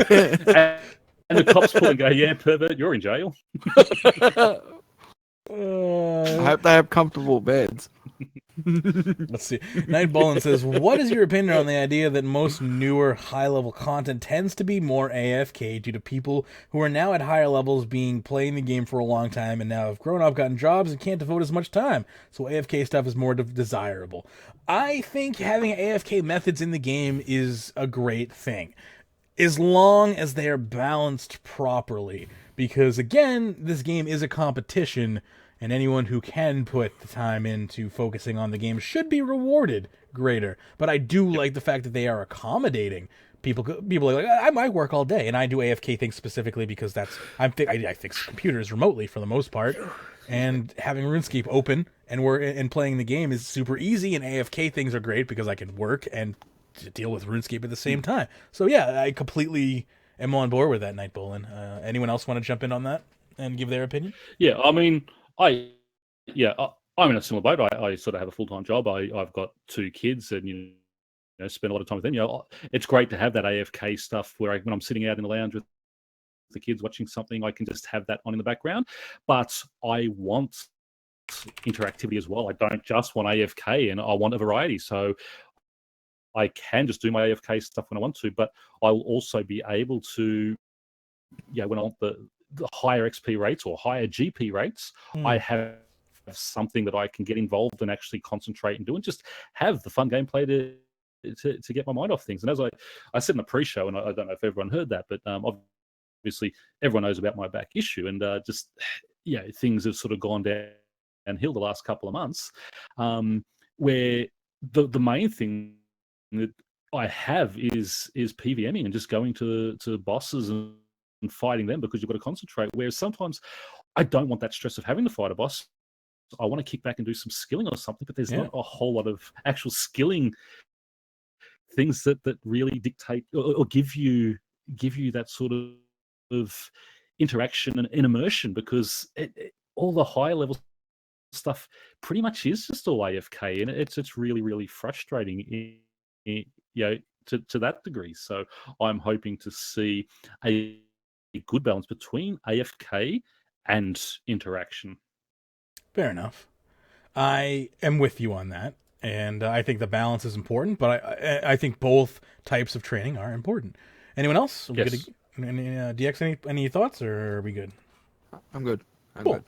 Let's talk about a story here by Tautsu, who says some friends recently tried RuneScape from scratch, and apparently this is their reaction. So let's take a look here. It says, I've been playing RuneScape since 2007, and I'm currently sitting at a 2040 skill total. I've convinced a couple of my friends to try RuneScape recently after one had only played for a couple of months in 2006, and the other never played at all. Firstly, while they tolerated the overall graphic quality of the game, they were really put off by the inconsistencies in the textures of the game. For example, 2 patches of trees near each other, one looks HD old school RuneScape, the other looks like a much higher quality. I know it would be tough to update the models of every object in the game, but I do think it would help keep newer players if starting areas like Lumbridge, Berthorpe, and Varrock were updated to look more natural. When my friends saw the graphical quality of areas like Memorial to Guthix and the Ark, they were amazed by how much better these locations looked than the free-to-play content. It makes sense that the content has to be focused on the highest level paying members who have done everything else, but I don't see how this doesn't inhibit the viability of someone new to the RuneScape sticking out to past a quick trial phase. On the topic of new player viability, it is no surprise not too many people seem to be picking up the game these days with the tutorial the way it is. Ashdale has nothing to do with the world of RuneScape. It looks significantly different to the RuneScape's normal style, and it's overall tedious and doesn't help teach people that much how to play. I don't see why the tutorial needs to follow such a scripted story. Isn't that literally what a tutorial is? A scripted set of events that teach you how to play the game? Yeah. Like, I have no problem with Ashdale, and I don't know why people do, but people do. And we've argued about it on the show before. Like, we've debated about it. But I'm on the side of there's no. I love Ashdale. I have no problems with Ashdale. No, I don't think there's anything wrong. But it's an on-rails experience. I can sort of see. Yeah. Yeah, What can you I say? can sort of see where some people do get it, because when you're in Ashdale, how beautiful the area looks and such, and then you go to Lumbridge and it is. But you don't go to Lumbridge. You go to Tavelry. That's what I was going to say. Yeah, Okay. I like Tavelry. Did you say and they have Tavelry? updated. Tavelry and sorry. And Berthorpe have all been updated themselves, and even in Lumbridge, I mean, you go to Lumbridge now, and they've had where they've redone the crater and that, but sort of once you sort of come out of that area, it does sort of you look at the path where they have the beautiful texture of the path, and all of a sudden, bang, it's the old one again. But the other thing is they are slowly upgrading each area. I mean, they can't just do the whole game all at once in the same thing. It's going to take time. Otherwise, we're not going to see anything else for 6 months. And I don't think a major expansion of a graphical update would be accepted by the majority of the players. Yeah, I would, but the majority of people would not. Yeah. Yeah, I would. That's it. But I mean, the majority wouldn't, because they want content. Yeah. I mean, it's just these people who are saying, "Oh, this is old looking." It's a stylized game. I mean, you're never gonna. Yeah. It's never gonna look like those first person shooters. I agree with the inconsistency. But, I mean, fact though, like that's a problem. We're working on it. It's a long-term project. It's not an easy thing to tackle. I was going to say, they are working on it. I mean, you see how they've just done White Wolf Mountain, and we're about to get they've just done Catherby. We're about to get Sears Village. They are working out. I think we've just had a vote on what the next area is. I don't think we know what it is yet, but I think they did have a vote not so long ago. Yeah, I am really hoping for Ardoin to be done, but wasn't that Karamja? Karamja's Karamja I'd love to have. Yeah, Karamja's badly in need. Karamja looks... Ardoin's badly in need. Karamja still looks old school. Sears Village is what they're currently working on. That comes sometime this year. Yeah. And hopefully, I hope they are Ardoin next, but Karamja is also in bad need. And as much as I think Karamja utilitarian makes more sense, like as far as like what people use the most, but like Ardoin is just a much more sprawling like city, and I'd love to see what it looks like in modern times. So that's kind of a personal request, a little bit. Being a player who I started my they want us to focus on what we're good at. I've never played the game before, so I never actually saw Tutorial Island. There was something different when I had it. I found when I did my. Did you have unstable foundations, Poon? So I think that was the one. That was where the old guy and the dragon through things and the dragon and such. Yeah, that I thought. I mean, that was all right, but I didn't think that was fantastic. I think Ashdale was far superior to that. Having played the Tutorial Island quest, that was really fun. But I think if I looked at that as that being a tutorial, I think Ashdale was probably superior. They talked you through, this is how we do things, this is what we have. Being sold to a big explain. If you actually didn't spam through, if you read what Doc was saying, I think it was Doc who was down, or whatever the guy was. If you actually read what he was saying, he was actually explaining things quite well. I found it quite a concise and then Jagex is gone. It's a tutorial, and I mean, it only took, I think it was like 10 or 15 minutes it takes to go through. And it explained things concisely and well. So, I thought it did at least. I don't see, especially if a new player coming in who hasn't played the game before, I think it's certainly a better tutorial than Tutorial It means Island we have everything. Yeah. I think it's the best tutorial. I never got a chance.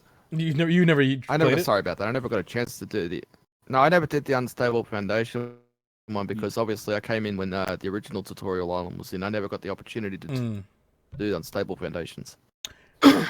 I don't remember which tutorial. I mean, I came into the game with no tutorial, so screw you all. But I've made new accounts, and I believe I've done the tutorial that is in old school RuneScape currently, and I have done the Ashdale tutorial creating an Iron Man account. That's about it. But I don't know. I mean, I came into this game with literally no tutorial, so I guess the bar has been set fairly low for what I consider, But again, on the flip side, like, game design is important to me. I study it. I understand kind of what makes a good game and what makes a good tutorial. At least I think I do. And I would say that, in my opinion, Ashdale is a good example of what an RPG needs for tutorial. That's another thing you have to take into consideration is different game genres tutorialize the player differently. it's much easier to tutorialize a player through game actions in a first-person shooter than it is in an RPG, where button inputs and presses are, basically explaining it. You have to break the fourth wall to explain RPG mechanics, whereas in, like, I would say a first-person shooter game, it's easier to kind of use the natural progression of the game to teach you things. I'm not saying you can't tutorialize through actions in an RPG, but I think it is harder, and you will make it harder for your players to learn. And like, the goal of Ashdale is to basically get a new player caught up to speed as soon as possible, right? We're not trying to torture the player. We're not trying to add that level of difficulty. Like, that's right. So I said it taught everything. It taught, this is how you mine. This is how you do it. This is how you smith. So you find these areas in the game to do. This is how we boss fight, and it just gave you a good indication on everything. You kill a cow, cook some food. I mean, I thought it was really well done. I had no issue. I mean, and as I said, I can sort of see the issue when you come into game where, because it's so bright and sunny and it looks fantastic and such. And when you come to game, and I think to a lesser degree these days than it was back when it first came out, because they have updated a lot of areas. Yeah, I mean, so yeah, I think I think all of the areas that surround where you come in as a literal new player, meaning, the Tav area, the Birth area, the Catherby area, Sears Soon, like all of that area is all worked, I think, newly. Like, it looks good for a new player. When you start moving east towards the Falador, even Falador's fine. Varrock could probably Varrock and Edgeville could use a little bit of love, but I would like to see Ice Mountain. I'd like to see Ice Mountain be an actual mountain. Needs to be done. Yeah, that should be an actual mountain instead like of they a did hill. with White Wolf Mountain. Exactly. Yeah. but that's what. But I mean, and go Ice back. Mountain I mean, is just go best back 12 months ago, and that's exactly what White Wolf Mountain was like. And now they changed that, and I mean, we will see that, but it can't all be done at once. It's got to take time and get done. And it will be good when it all happens, but give them Ice Mountain, Best Mountain. Someday we'll have that shirt someday. Let's see here. Iceland is Best Mountain. I remember that guy. We have two paragraphs left in this post here. He says, I really think the greatest draw of RuneScape is the size of the world, the density of the content in the world, and the fact that there is mostly relevant content for all levels all over the world, making it feel like a true sandbox adventure game. When you drop someone into the game on some random sky island with the corny, senseless story, it gives people an extremely poor idea of the game. It's called a quest, man. It's just a quest. You described a quest. That's it. Wouldn't it make more sense to start an account in Lumbridge and give them objectives to complete on their way to Birthorpe? This expresses the relevance of everything in the world from the get-go and helps people develop a mental layout of things of the world. In the world, I think would be a better way of saying that. Okay. This is what the whole path is. So once you learn how to do things in Ashdale, then you have the path system, which this is exactly what the path system does. Yeah. So what issue? Doesn't the Lumbridge lodestone even come unlocked after you get off of Ashdale? And it's like, hey, the path system's like, yo, take the lodestone to Ashdale and do blood ritual or whatever the hell it's called, blood pack. Right. Like, the path system's great. Blood pack, yeah. If you're new to the game, just follow the path system. You'll be happy. Trust me. And when I did my Iron Man account, I actually, for the first couple of days, I just followed that path system to see what it did, and it was really good. The way it did it made it simple. It made things, and I tried to look at it objectively because obviously I know the game, but trying to look at it objectively, I thought, if a new player come in, I thought it was really good the way they did that. So I agree. I don't see the problem with it that everyone else in this post seems to. This just seems to be coming up quite. People just love to whinge. People do just love to. They're not whinging. Right. They're not happy. Yep. I'll continue along here. Finally, last paragraph here. Overall, they found the game interesting. However, haven't played much since. They felt that the start was too boring and confusing and felt overwhelmed, just dropped in Birthorpe, and was kind of scared to leave. So, well, you know what? If that's the case, then MMORPGs are probably not the game style for them. Like, if you... That's the other thing. if you just, are immediately lost, confused, and are not enjoying the experience of the game, it may be just... The reason why they haven't played RuneScape so long in their lives is because they're not a fan of the top-down RPG style gameplay, which is a very big possibility. Which is why my son stopped playing. He likes that quick, instant type of gratification. He couldn't get into RuneScape. He played RuneScape. It just wasn't the game for him. MMOs in general, but RuneScape specifically, takes a lot of patience if you want to be, the very best, if you will. But I don't agree with any of that post, I don't think. Ashdale is mostly fine. I mean, I understand that it is kind of like a Disney on Rails experience for a minute, and then you get into the real world and you're like, everything's dark and different all of a sudden, but you have the path system guiding you. If you were paying attention to the tutorial, you now know how to use all of your basic gathering and artisan skills. Berthorpe encompasses like every skill practically for low-level skilling. Like you don't even have to leave Berthorpe for like the first, I would say, maybe 20 hours of the game you could spend entirely in Berthorpe if you wanted to, and you could get a lot of skills up to a decent level. I mean, it's probably not the best way to train, but if you wanted to, you could. Anyway, that's all I have to say about that. Ashdale's not that bad. Screw off. Anyway, let's keep going here. We got 3 more posts, something like that. Let's try and wrap this up. I'd like to get this done before 3 a.m. Australian time. Let's see here. So RuneScape kept me out. Yeah, I think we can do it. We only have a few more posts here. This one is by Primordus, who says, RuneScape kept me out of trouble, and my dad took the credit. You can tell we're getting into shitpost territory here, perhaps. Long story short, I'm a 24-year-old grown-ass man who went through the trials of public school and college, and now am financially independent and debt-free. My dad just told me how he felt so lucky that he never got a 2 a.m. phone call from the police because his kids just knew better. A fact which he attributed to his superior parenting skills. Like, hold up, Felicia. The only reason I wasn't out slinging rock and getting girls pregnant at the ripe age of 16 was because, 1, I wasn't cool enough to hang with that crowd, and 2, I was addicted to an entirely different drug, RuneScape. That's right, while my peers were all popping bottles and indulging in all kinds of debauchery, I spent my time in the shadows, grinding away hours of RuneScape by the light of my dimly lit computer screen. RuneScape was and is my drug of choice, and it kept me out of trouble long enough to mature into what society would call a fully functioning adult. So to all of you fathers and soon-to-be dads out there, introduce your child to RuneScape early on, and let Jamflex handle your parental duties. But most importantly, don't take credit where credit is due. So, again, the most important part is you got to start them before when they're too young to know that they don't like RuneScape. Like Pern, you waited too long. You got to get them when they're like 2 or 3, and they don't know any better. It is actually good. It does. I mean, it is true though. It does learn to love it. Finances and such like that. Because it does. You've got to work out your money, how to buy things and do that. So yeah, RuneScape teaches you. Yeah, RuneScape teaches you typing. It teaches you math. It teaches you economy. It teaches you shit posting. It teaches you racism. Like it's all everything right there. No, I'm just So anyway, I think that's funny though. It's just like I think I've literally yelled at like the top of my lungs when I was a teenager to my parents, like, "At least I'm not smoking crack." Like as I was wasting all my time playing RuneScape.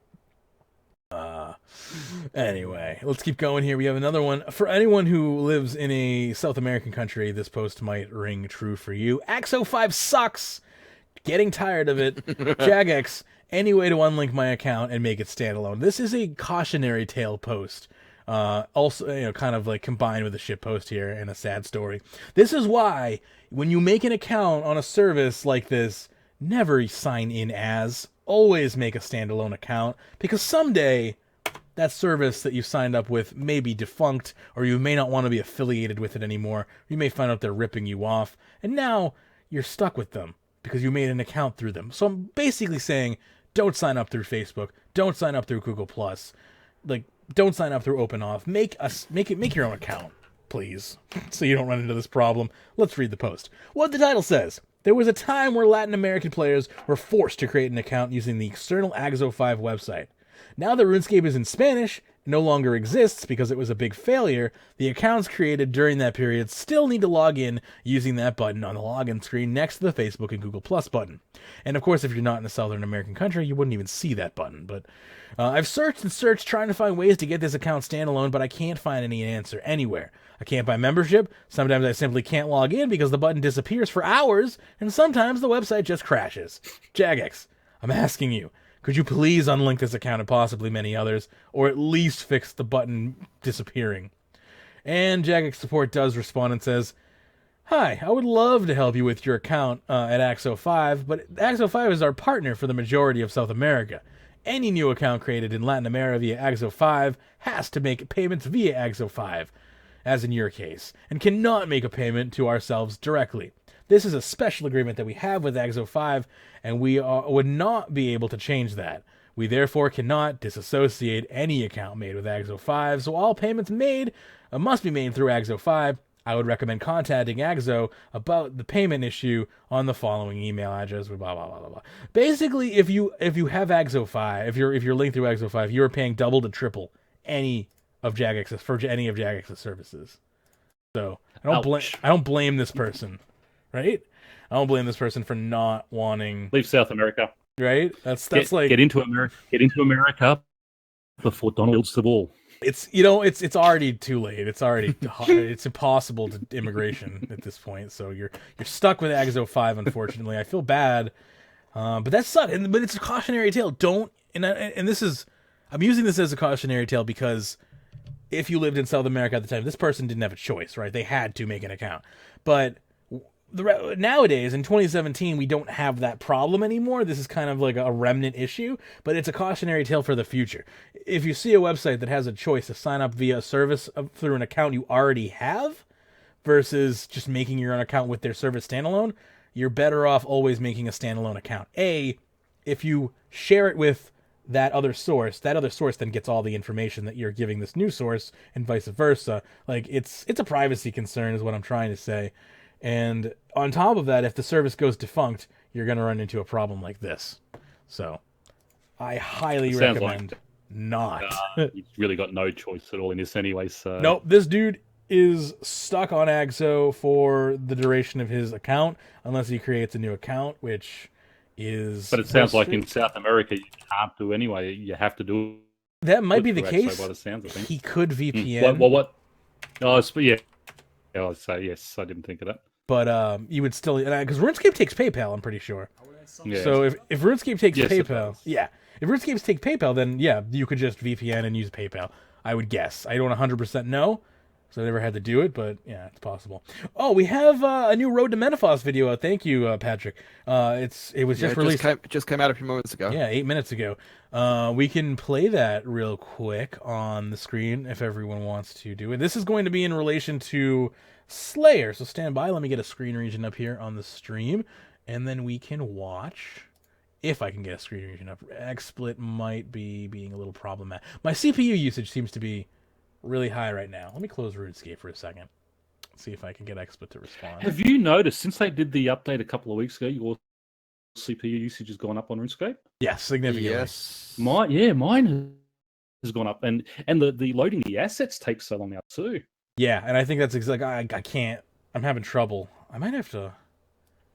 I don't know. Anyway, I had to close RuneScape to get this up though. But I'll bring RuneScape back up after we watch this video. Are we ready? All right. Yep. Here we go.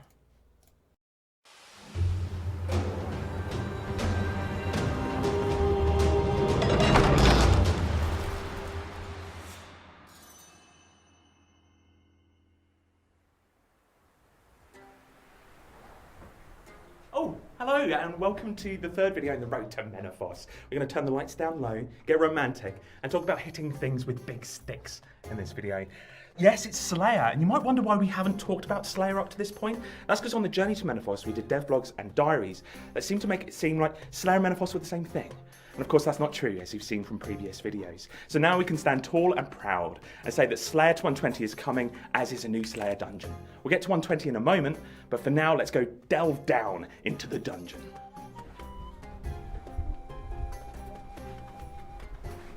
For those of you not already aware, a Magebit was once a guardian of the underworld, and what should happen when you die, you would travel over the river Numenon and be judged by her and her brother Icththorin.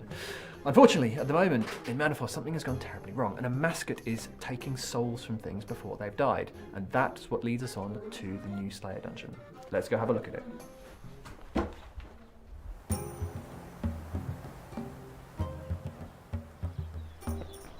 So time for another little reveal. We can tell you that the Slayer dungeon is actually going to be across the river on the Sophanum side.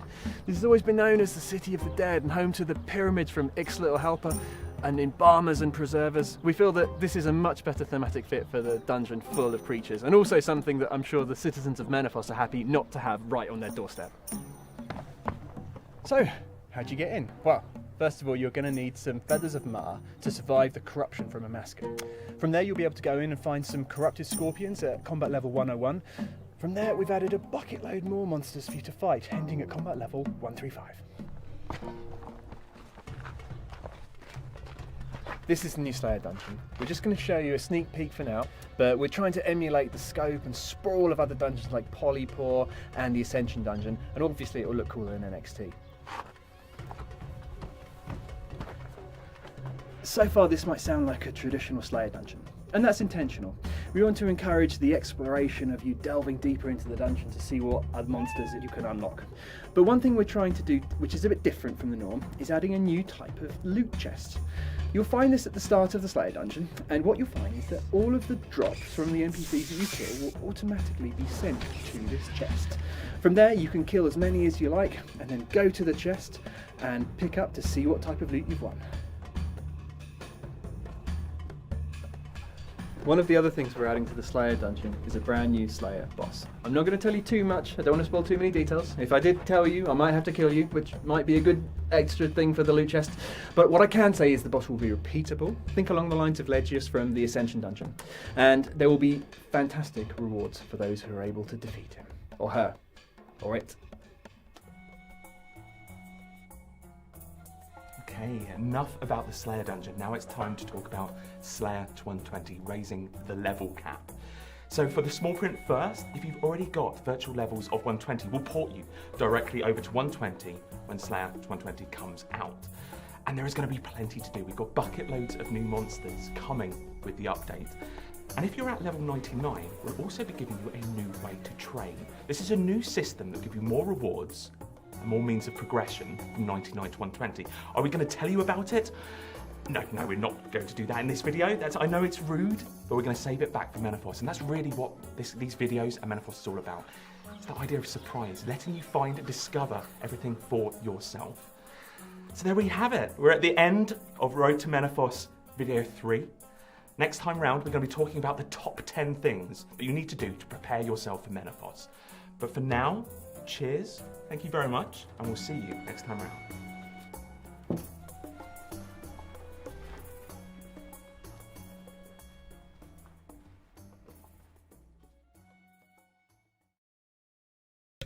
Sweet deal on that. I have to say, that volumetric lighting is doing the game wonders.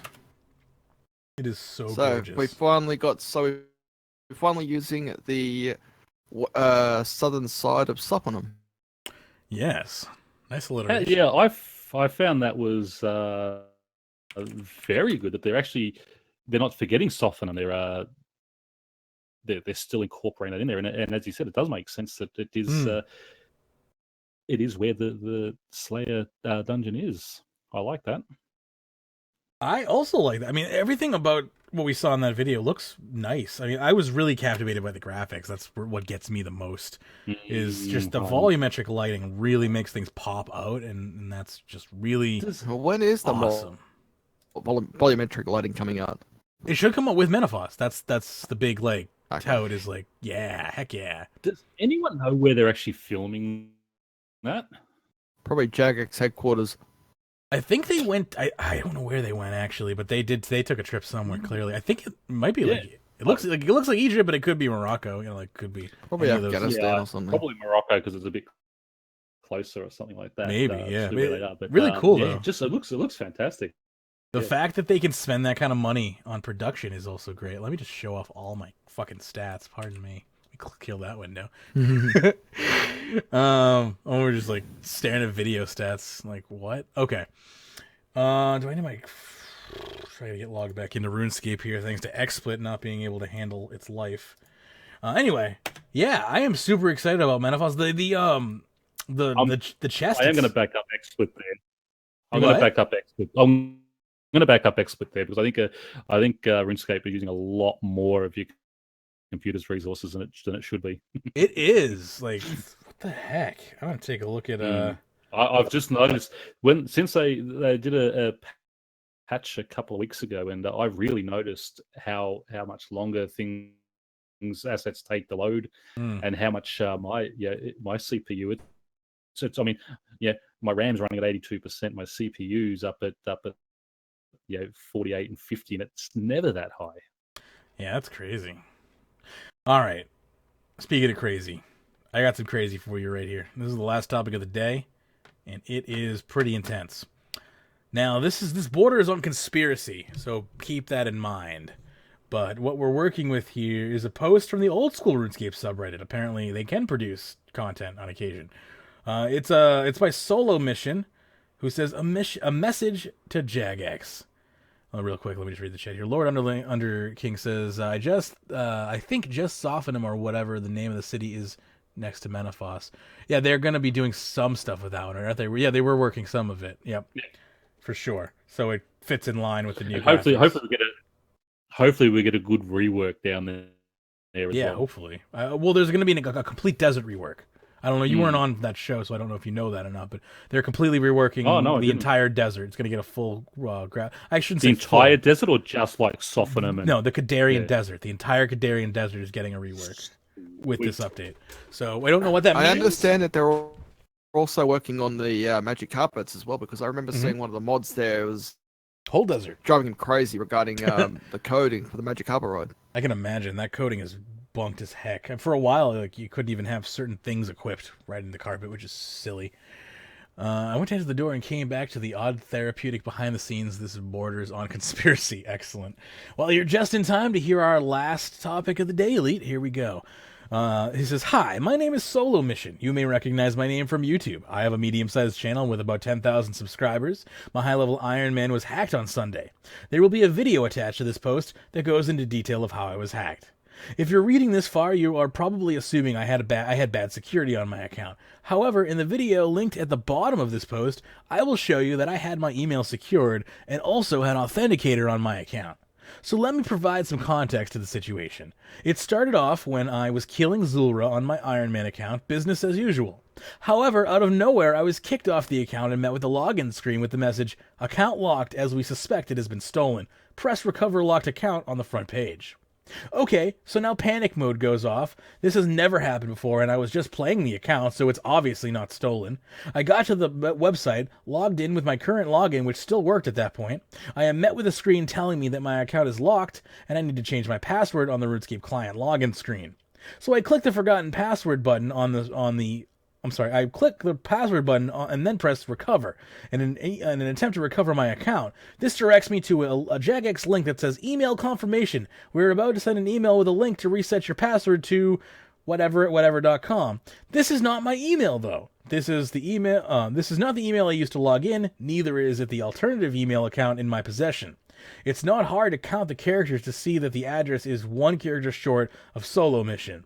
This is a phony email that has been provided by the hacker in the account recovery process. I am then met with two options asking whether I have access to this email, yes or no. I select no. And now I have to go through the full recovery process of entering account creation dates, payment details, etc. During this time, I enter my login details into the client to see my password has been changed by the hacker as I get an inbound login message. My friends confirm someone logged into Solo Mission, which is my Iron Man account. At this point, I am effed.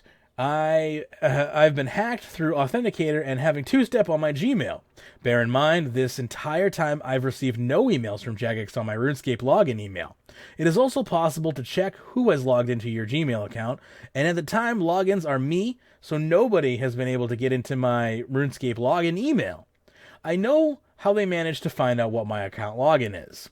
So it seems that you know what it is. You can take free shots at recovering an account using the recovery system until you succeed. A lot of recovering information is able to be guessed, especially with me being a YouTuber and a high-level Iron Man. Account creation date is going to be near the release date of the YouTube channel. Is that my own fault for making YouTube videos? I am promoting RuneScape, and without people like me, RuneScape would be nowhere near as big as it is. So I'm really hoping to hear some sort of response back about what is going to be changed, because from here, from where I'm sitting, I can't do anything more than to protect myself. If some of my information is leaked, there should still be measures to protect me. Where do I go from here, Jagex? How can I be sure my account is safe when I know someone has been able to recover my account? What is there to stop this from happening again?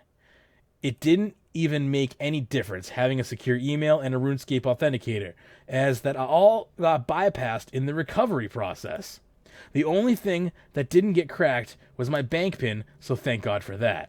However, I lost near max Zulrah killing gear on an Iron Man, which is pretty bad. That's about 88 million, and had over $1 billion in the bank. I'm no expert on security, but I have some suggestions, and I approve all of these suggestions. These are all great suggestions. 1. Opt into needing government-issued ID to recover your account. 2. Opt into enabling a 3+ day delay on removing authenticator, like how you do with a bank pin. 3. Opt in to being forced to enter the bank pin as soon as you log in before being able to do anything. 4. Send some emails to the account login email saying that it is actually getting recovered or receiving recovery attempts. It is my goal to use my case to put pressure on Jagex to make improvements to their security system. There's no point sitting about saying F hacker scumbags. We need to actually do something to stop this from carrying on. Thank you very much for reading this far. If you have any questions, blah, blah, blah, blah, blah.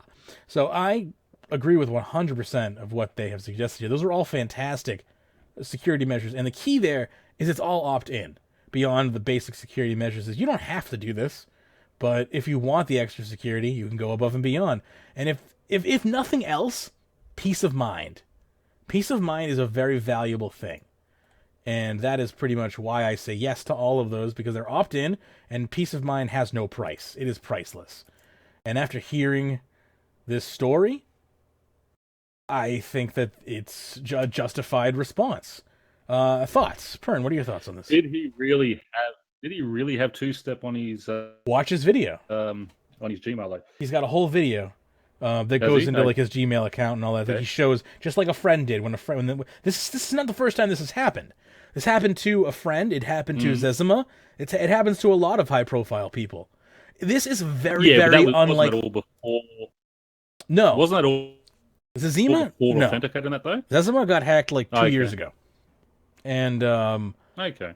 And a friend it was also like a year or two ago. Like, this is all fairly recent, and that was the big thing. It was they had authenticator, and they were like, "There's nothing in my Gmail. Look at this," and we've dismissed it twice. Yeah, but this is the third time it's happened to a high-profile person. Go ahead.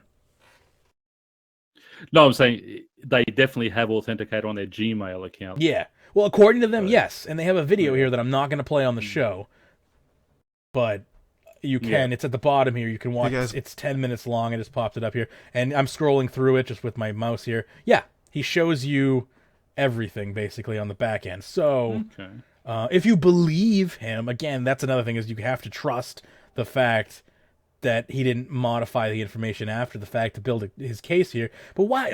I would argue why. Why would you do that and waste your time when purely all you would get out of that is more security? Like, that just doesn't sound like something someone would waste their time doing. But whatever. I think that this is... One thing I don't like is how easy it is to turn off Authenticator. When I was changing my phone... I turned it off until I got my new phone to reset it, and it was just like, "Yep, bang. Do you want to do this? Bang." I did actually get an email to my account saying that it has been turned off. I want to state, just make sure, this is I do want to state where he said just real quick that he didn't get an email saying it's turned off. Because mine was. You should receive some sort of email saying that your account has been accessed or modified. I don't know what that's about. And I wonder, and there's no JMod, they may be looking into this, but there's no JMod response as of right now. This post is 3 days old. I was just going down. Yeah, I was going down looking for the responses to see if there was a mod response, but I couldn't see anything. Yeah, there's no mod response, and this is 3 days old, so I'm going to monitor this. And plus it is an old school account, so it's your fault for having an old school account, not playing a real game. No. Joking, people. Joking. I do want to state that like the likelihood of this happening to you is very, very, very low. I don't want to fearmonger here, but I do want to also enlighten. And it's hard to balance those two things. Like, the only reason this person's account was able to be recovered was because they were a public figure, and a hacker took the time to build information on them. That's happened to me in the past, but it happened to me from a personal friend. Like, this isn't something that generally happens to people on a regular basis through hackers. This is the type of thing you have to more watch out for from your closest friends, sadly enough to say. Like, be careful of the information you share. That's the other thing I was wondering. Do we know who's hacked him? Because we don't. No, of course not. It could be someone who has access to his computer that have gotten in there and changed the email via his computer or something. I mean, I don't know who this guy is, so whether he's a uni student, whether he lives with people, anything like that. But it just you do have two-step authenticator on your Gmail as well as on your account. Yes, it is easy to turn it off on the account, which I was very surprised of, but it does send an email to the email linked to that account telling you that it has happened. Yeah, I mean, here's my issue is the only emails I think I've ever really gotten from them have been from Jag, and now the Jag is gone, I don't know what the process is. I could force my account to be locked to find out just by changing VPN servers a bunch. That'll lock my account. I can find out what the process is now. You've done that before and panicked. Yep, freaked the hell out of myself when I got this computer for the first time. I kept hopping from VPN location to VPN location, and they were just like, "No, we're gonna lock your account."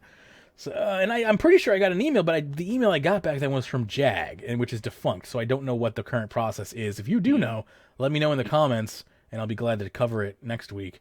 But I don't see this happening to the average player. If anything, people like myself and Pernasius and DX have to worry about this more so than the average player who doesn't put themselves in any sort of spotlight. Because, again, you have to build a profile on someone and then want to take the time to brute force recovery. Like, that's a lot of work. Hackers and people who are looking to steal money generally go for low-hanging fruit because they're just trying to get the most amount of money out of it to real-world trade or whatever. To bot, doesn't matter. They're just trying to get the most end value out of it. To go out of your way and hack an Iron Man account, it doesn't benefit anyone but the hacker, and it only benefits the hacker emotionally, right? It only possibly gives them some sort of gratification knowing that they have hurt this individual, which again makes this sound more like a personal attack than anything else. So, again, like I said, this is conspiracy. Conspiracy runs deep here. He actually knew, and it's hard to say. It's hard to say exactly what happened here, but I do feel bad for the guy because something like that, it is terrible. But I'd like sort of more information, and hopefully something will come out. Hopefully our mods are looking into it, and we'll see more about it as time goes on. But it just, if you do have, that's right. Finest Ivory says he didn't get an email or anything. It sounds like it's sort of been done sort of at his home level rather than just someone remotely hacking, unless they've got into unless his whole computer was compromised where they were able to get things sort of done. It just seems like what he's saying. We'll wait and see. It seems like the type of hack that would be required to pull off what has happened would have to be a personal attack, opposed to a mass. We're just trying to collect, accounts to steal and sell, or gold and items to steal and sell. This just seems way more personal. So I'm curious to know what happens here, but we have to kind of the fact that there is no immediate JMod response to this with like 3 days later tells me that this probably runs deeper than a simple I got hacked story here. Anyway, that's the last topic we have for the day. So anything else you want to bring up, or otherwise we're ready to pretty much shut it down. Good show. Just remember Mod Sean is doing a patch teaser in a few hours. Yeah, try to catch that. We'll be able to see his update that I think goes live pretty soon this month, the 15th or something. Yeah, it goes live. It goes live this Monday. Yeah, which is the new filter you'll be able to change. Oh, does it really? You'll be able to change the. I didn't know that, DX, because I didn't see it posted every 15 minutes in the Discord chat. No, his Skybox project is going to go live on Monday, so he's very excited. Thank you for telling me, because that's the first I've heard of it today. So Skybox update, by the way. Just want to let everyone know this is going to be a Skybox update this Monday. I'm picking on DX because he's posting pictures and it's pretty cool. How excited he was about every 15 in Discord. It does look good, yes. Yeah, I get to work on another, say, major RuneScape or Golden Gnome Machinima with this new Skybox project of Shawnee's. Yeah, I'm looking forward to your Machinima, definitely. Yeah, first of all, I've got to come up with an idea first. Yeah, that helps. Patrick's going to do I had that Dirty Harry idea for years. Patrick's going to do the Firemaker's Curse after we close up here. Good luck on that. That quest annoyed the shit out of me, making those stupid patterns on the ground. Very good, yes. Hey. The patterns weren't so bad. It was trying to fight Char at the end using Australian internet. Oh, I can only imagine. Well, good luck, Patrick. And we are going to shut this down. I got 1 million XP left until 119 cooking, so that's my goal for the afternoon is to hit 119 cooking. Everyone else, we'll turn to the end cap here. So in the meantime, of course, you can find... I've got a goal of heading to bed. So. Yeah, the goal of getting a solid 8 hours of sleep. It never happens, but good luck. 3 hours I'll be very happy with. There you go. Actually, anything, if I can hit 4 hours or more, I'll be very excited. There you go. I wish you the best of luck with that. And in the meantime, you can find us on social media. Find out when we go live and all that fun stuff. We have a Facebook page for you, facebook.com/rsweekly. Also got a Twitter for you, @rsweekly. Don't forget our Discord, discord.runeweek.com. Join us there. We're always in our Discord chatting literally all day long. So fun stuff. Hang out with us, discord.runeweek.com, and chat with us. Also, you can find us on in-game in our clan chat. Kill, skill, and chill. That's the letter kill, skill, and chill. Letter N there. Or clan.runeweek.com. Just launched a big Slayer competition with a 50 million gold pot there. If you're interested in joining, you'll have to be a member of the clan to participate. And of course, if you want, you can help us out. We have a Patreon page coming. We have a Patreon page for you. Patreon.com/RuneScape is where you can go to support the show on a regular basis. Really do appreciate people who are supporting the show. All different points that you can get there. Tons of bonus content you can unlock via Patreon. Check it out, patreon.com/RuneScape. Really do appreciate everyone who helps us out. We have a PayPal for you as well, tip.runeweek.com. You can tip us there. We have all sorts of new fancy stuff now that will appear, hopefully, when people tip us. We'll find out. It's a work in progress. We also have a shop available for you, shop.runeweek.com, and an upgrades page, upgrades.runeweek.com, if you're interested in helping us upgrade the studio. I am going to pull the trigger. We should have enough money soon from Patreon to pull the trigger on a webcam soon. So we'll have a webcam to go with our green screen soon. Which should be awesome, and we'll start doing new things once I have a webcam that can do green screen. It's gonna be fun. Anyway, a big special thanks to our top Patreon supporters, including Rune Group. That's runegroup.uk. You can check out Rune Group by going to runegroup.uk and joining their Facebook group and Discord channel. Over 25,000 active members. Check them out, runegroup.uk. Got Keski as well, Swagatorix, Alex W, Danny H, Kevin H, Old Gunner, Hamster King, Studwood, Godly Fury, Tyler. Thank you so much for the ongoing support. Wouldn't be able to do the show if it wasn't for our Patreon supporters. So thank you so much for supporting the show, and that goes not only for our top Patreon supporters, but all of our Patreon supporters and all of our listeners as well. If you came out to tune into the show live, I really appreciate that. Thank you very much. And if you're listening after the fact, thank you as well for taking the time. Because, of course, what is a podcast without an audience? So thank you very much. And, of course, we'll be back to do it all again next week. And I believe we have a special coming up with Harley. We're doing a special on the incident with Canada Girl in the forums and all the whole demodding incident. So if you're into drama, stay tuned for that. We'll be covering that this weekend, and that will be available once it's been produced. So, yes. Excuse me. So that's that. We'll be back next week for more Runescape Weekly content. Keep an eye on the channels for Harley's live streams and my live streams as well. We do other streams on the channel, not just the podcast. So make sure you tune in, subscribe, follow, whatever, to enable alerts so you know when we're live, and that'll do it. Anyway, that's going to do it for this episode of Runescape Weekly. Until next time, and as always, happy scaping.